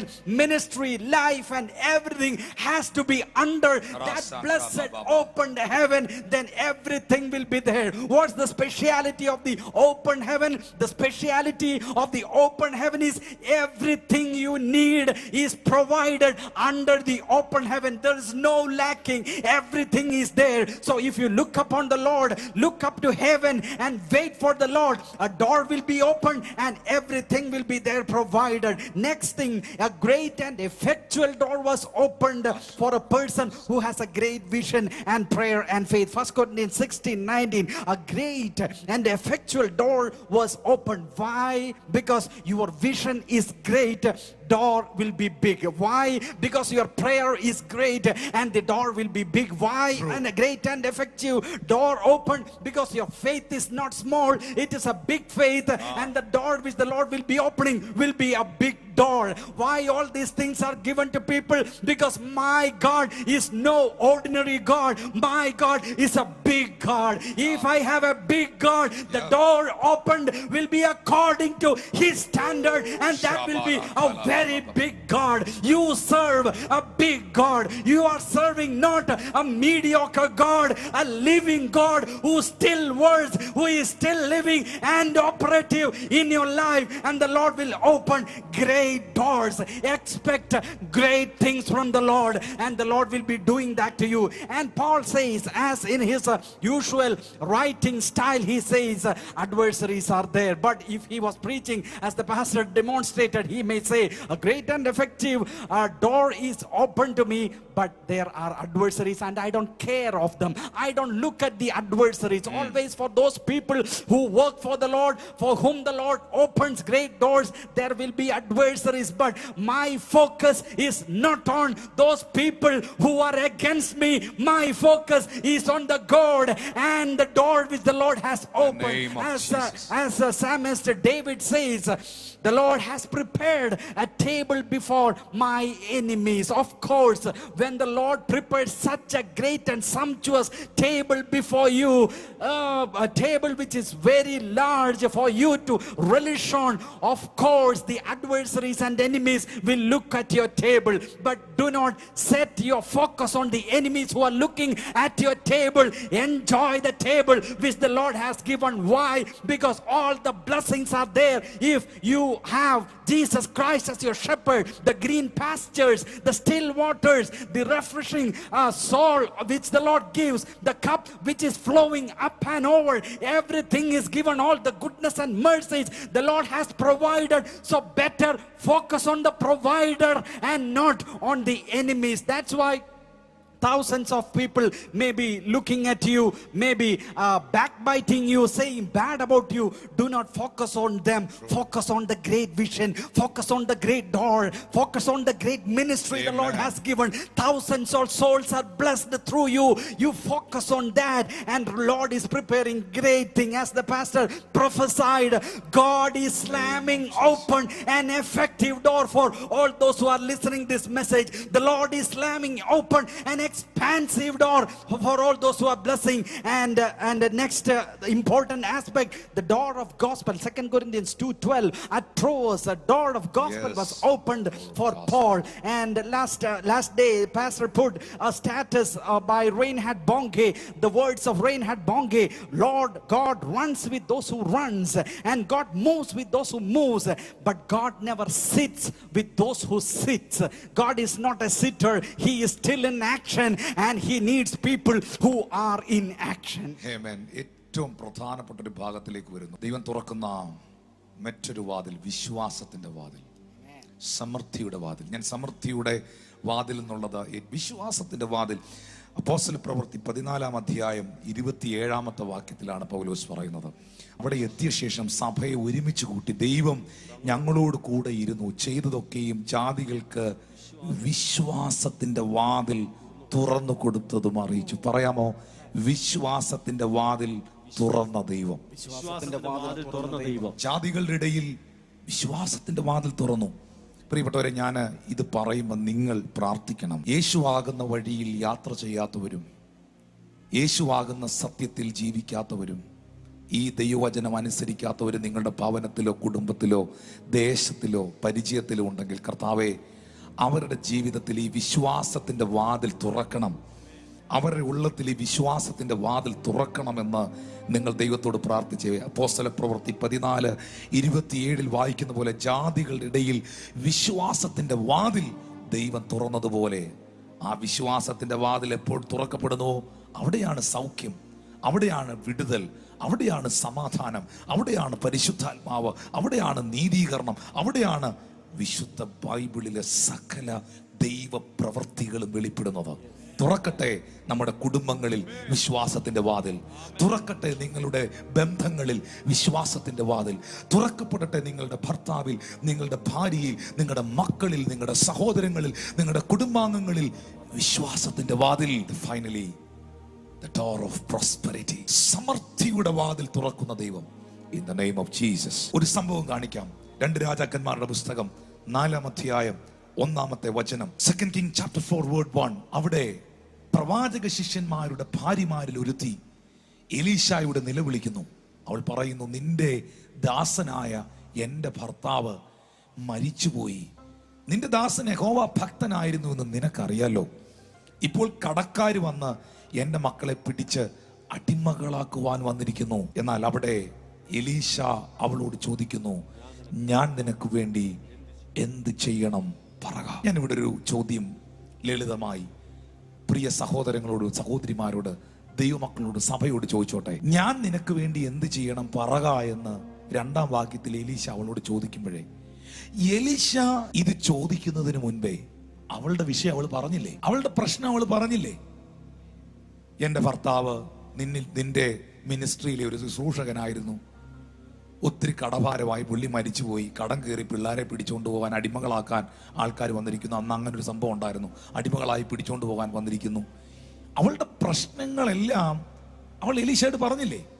എലീശായ്ക്കും ഇത് അറിയില്ലേ? പിന്നെ എന്തിനാ 2-ാമത്തെ വാക്യത്തിൽ എലീശ അവളോട്, ഞാൻ നിനക്ക് വേണ്ടി എന്താ ചെയ്യണം, എന്താ ചെയ്യേണ്ടി നീ പറക എന്ന് പറഞ്ഞേ? കാരണം 1-ാമത്തെ വാക്യത്തിൽ അവളുടെ പ്രശ്നങ്ങളാണ് അവൾ പറഞ്ഞത്, അവളുടെ പ്രസന്റ് സിറ്റുവേഷൻ ആണ്, അവളുടെ പാസ്റ്റും പ്രസന്റുമാണ് അവൾ പറഞ്ഞത്. പക്ഷെ എലീശയ്ക്ക് കേൾക്കേണ്ടത് അതല്ല. നിന്റെ ജീവിതത്തിൽ ദൈവം എന്താണ് ചെയ്യേണ്ടത്, നിന്റെ ഫ്യൂച്ചർ നീ പറക.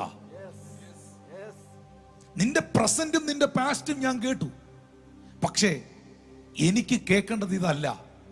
എനിക്ക് നിന്റെ വായിന്ന് കേൾക്കേണ്ടത് നിന്റെ ഫ്യൂച്ചർ, നിന്റെ വീട്ടിൽ, നിന്റെ കുടുംബത്തിൽ, നിന്റെ കുഞ്ഞുങ്ങളിൽ എന്താ സംഭവിക്കേണ്ടത് എന്ന് നീ പറക. കാരണം എന്നറിയോ, നീ വായി തുറക്കുമ്പോഴാണ് എൻ്റെ ദൈവം നിനക്ക് വാതിൽ തുറക്കുന്നത്.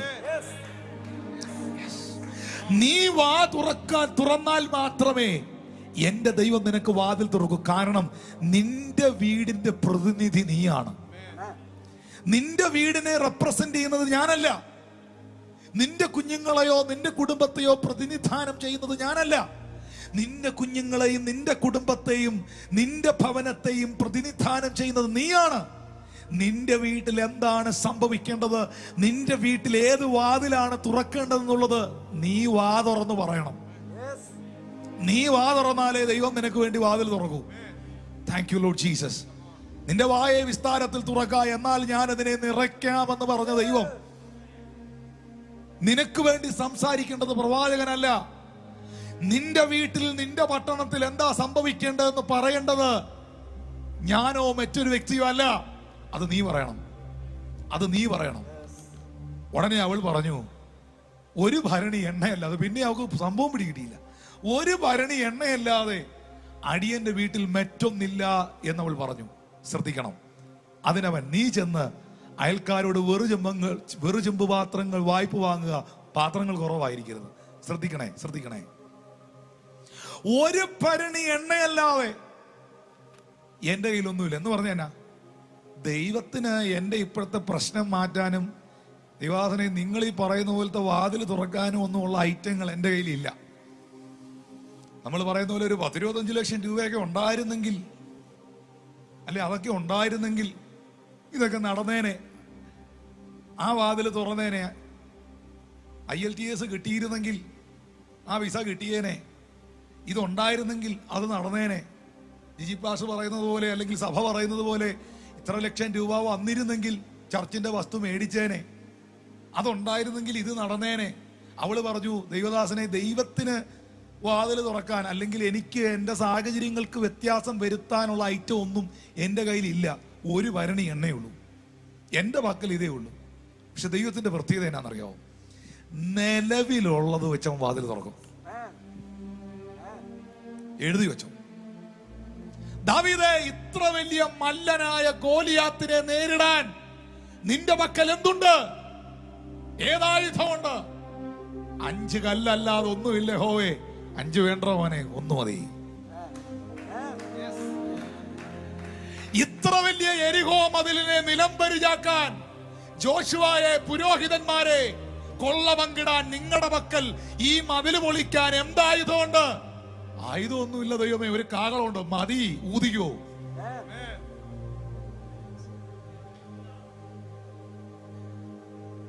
കാനാവിലെ വിവാഹ വീട്ടിൽ വിരുന്നുവാഴികൾക്കും വിരുന്നുകാർക്ക് കൊടുക്കാൻ ഇനി വീഞ്ഞുണ്ടോ? ഇല്ല. പിന്നെ എന്നാ ഉണ്ട്? സാറേ, കിണറ്റിൽ കുറച്ച് പച്ചവെള്ളം ഉണ്ട്, കോരിക്കോ.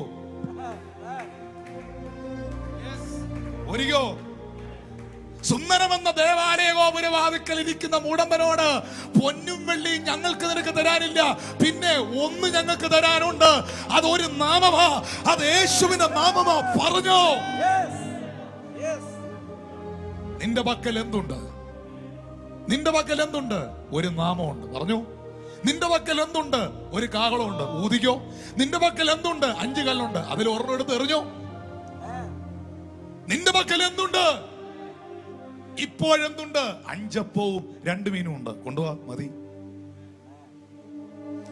നിലവിൽ നിന്റെ കൈവശമുള്ള സോഴ്സിനകത്ത് നിന്ന് അല്ല, നിലവിൽ നിന്റെ കൈവശമുള്ള ആ ചെറുതിൽ നിന്ന് വലിയ വാതിൽ തുറക്കാൻ കഴിവുള്ള ദൈവം ഇന്ന് പകൽ ജീവിക്കുന്നെന്ന് വിശ്വസിക്കുന്ന എത്ര പേരുണ്ട്?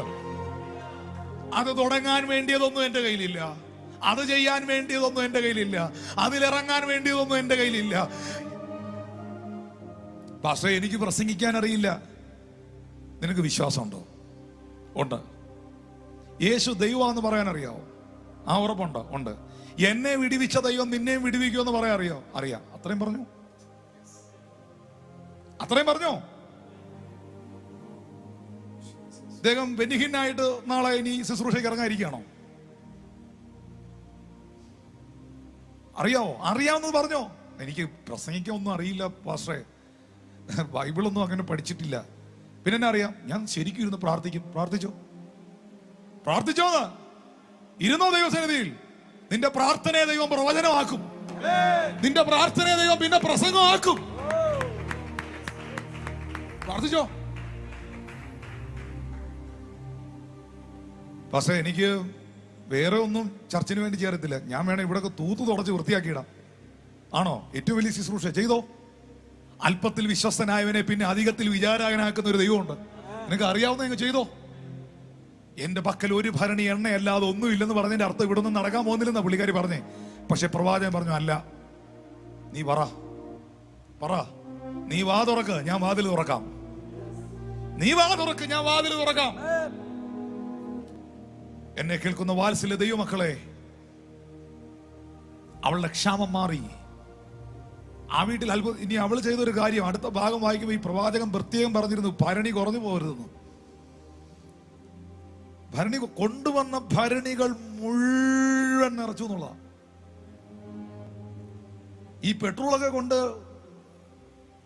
പമ്പിനകത്ത് അടിക്കുന്ന വണ്ടി അവൾ കൊണ്ടുവന്നിരുന്നേ അതിനകത്ത് നിറച്ചേനെ. എല്ലാം പിടി കിട്ടിയോ? പെട്രോളൊക്കെ കൊണ്ടുവന്ന് അടിക്കുന്ന വണ്ടിയില്ലേ, ലോറി, വലിയ ടാങ്കർ, അത് എവിടുന്നെങ്കിലും സംഘടിപ്പിച്ച് പുള്ളിക്കാരി അവിടെ കൊണ്ടുവന്നിരുന്നേ അതും നിറച്ചേനെ. കൊണ്ടുവന്ന ഭരണി മുഴുവൻ നിറച്ച. പ്രവാചകൻ ചോദിച്ചു, തീർന്നോ? ഇനി ഭരണി ഇല്ലേന്ന് ചോദിച്ചു. കാരണം നീ എന്താ നിന്റെ സോഴ്സ്? ഈ സോഴ്സ് എവിടുന്നായി വരുന്നേ? നീ ആരെയായി അളക്കുന്നേ? നീ ആരുടെ ശക്തിയായി അളക്കുന്നേ? നിന്റെ കൊച്ചു മണ്ട കൊണ്ട്, ബുദ്ധി കൊണ്ട് നീ ആരുടെ പവറിനെയായി അളക്കുന്നേ? ഞാൻ പ്രസംഗിക്കുന്നവൻ അളക്കാൻ കഴിയാത്ത ആഴമേറിയ ശക്തിയുള്ളവൻ, അളക്കാൻ കഴിയാത്ത സ്നേഹമുള്ളവൻ, അളക്കാൻ കഴിയാത്ത അധികാരമുള്ളവൻ, അളക്കാൻ കഴിയാത്ത വിടുതൽ വരുന്നവൻ. അല്പബുദ്ധി കൊണ്ട് ദൈവത്തിന്റെ ആത്യന്ത ശക്തിയെ നീ അളക്കരുത്. അതേ പ്രിയരെ, നിന്റെ പക്കൽ ഉള്ളത് കൊണ്ട്, നിന്റെ കൈവശം ഉള്ളത് കൊണ്ട് വാതിൽ തുറക്കുന്ന ദൈവം. ആ കർത്താവ് പറയുന്നു, യോഹന്നാൻ 10:7, 8, 9 ഞാൻ വാതിലാകുന്നു. The Gospel of John chapter 10 verse 7, 8 and 9. ഞാൻ നിങ്ങളോട് പറയുന്നു, ആടുകളുടെ വാതിൽ ഞാനാകുന്നു. I am the door of the sheep. 8-9 വാക്യങ്ങളിൽ രേഖപ്പെടുത്തിയിരിക്കുന്ന പ്രിയരെ, എനിക്ക് മുൻപേ വന്നവരൊക്കെയും കള്ളന്മാരും കവർച്ചക്കാരും അത്രേ, ആടുകളോ അവരുടെ വാക്ക് കേട്ടില്ല. എന്നാൽ 9-ാമത്തെ വാക്യത്തിൽ വാഗ്ദത്തം, ഞാൻ വാതിലാകുന്നു, എന്നിലൂടെ കടക്കുന്നവൻ രക്ഷപ്പെടും. ഈ ഡോറിലൂടെ കടക്കുന്നവൻ മുടിഞ്ഞു പോകില്ല. ഈ ഡോറിലൂടെ കടക്കുന്നവൻ തകർന്നു പോകില്ല. എന്നിലൂടെ കടക്കുന്ന കുടുംബമേ, നീ രക്ഷപ്പെടും. അവനകത്ത് വരും, അവൻ പുറത്തു പോവും, അവൻ ഒന്നിനും മുട്ടുണ്ടാകത്തില്ല. അവൻ മേച്ചിൽ കണ്ടെത്തുന്ന ഓടി നടന്നവൻ മേയും. ചിലര് പറയുന്ന ഒരു കാര്യമുണ്ട്, പക്ഷേ തുറക്കാനൊരു വാതിൽ, എന്തെങ്കിലും ഒരു ഡോർ ഉണ്ടെങ്കിലല്ലേ ദൈവത്തിന് തുറക്കാൻ പറ്റൂ. ഞാൻ തെക്കോട്ടും വടക്കോട്ടും കിഴക്കോട്ടും പടിഞ്ഞാറോട്ടും മേളിലോട്ടും താഴോട്ടും ഒന്നും നോക്കിയിട്ട് എനിക്ക് ഒരു ഡോറും കാണാൻ പറ്റുന്നില്ല. എനിക്ക് ഒരു വാതിലും കാണാൻ പറ്റുന്നില്ല. കാണാൻ പറ്റുന്നില്ലേ? കാണണ്ട. അതെന്താ? ദൈവത്തിന് നിനക്ക് വേണ്ടി ഒരു വാതിൽ തുറക്കാൻ നീ പ്രത്യേകിച്ച് ഒരു വാതിൽ കാണിക്കണ്ട. കാരണം അവൻ വാതിലാ. He is the door. ദൈവത്തിന് താങ്കൾക്ക് വേണ്ടി ഒരു ഡോർ ഓപ്പൺ ആക്കാൻ നിങ്ങൾ പ്രത്യേകിച്ച് ദൈവത്തിന് ട്യൂഷൻ എടുക്കാൻ പോകണ്ട, ഡോറ് കാണിച്ചു കൊടുക്കാൻ പോകണ്ട. അവൻ തന്നെ വാതിലാ. അതവൻ തുറക്കും. അവൻ രക്ഷപ്പെടും. പക്ഷെ ഏൽപ്പിച്ചു കൊടുക്കാവോ? God opens doors for us, the heavenly door, the great and effectual door, the door of the gospel and door of faith. Door of faith is opened to Paul. Acts 14:27. Door of faith was opened. All of your family members, all of your neighbors, all those who are hearing this message, everyone should come to the saving knowledge of Jesus Christ. That's the door of faith. We have the door of prosperity. 2 Kings 4:1.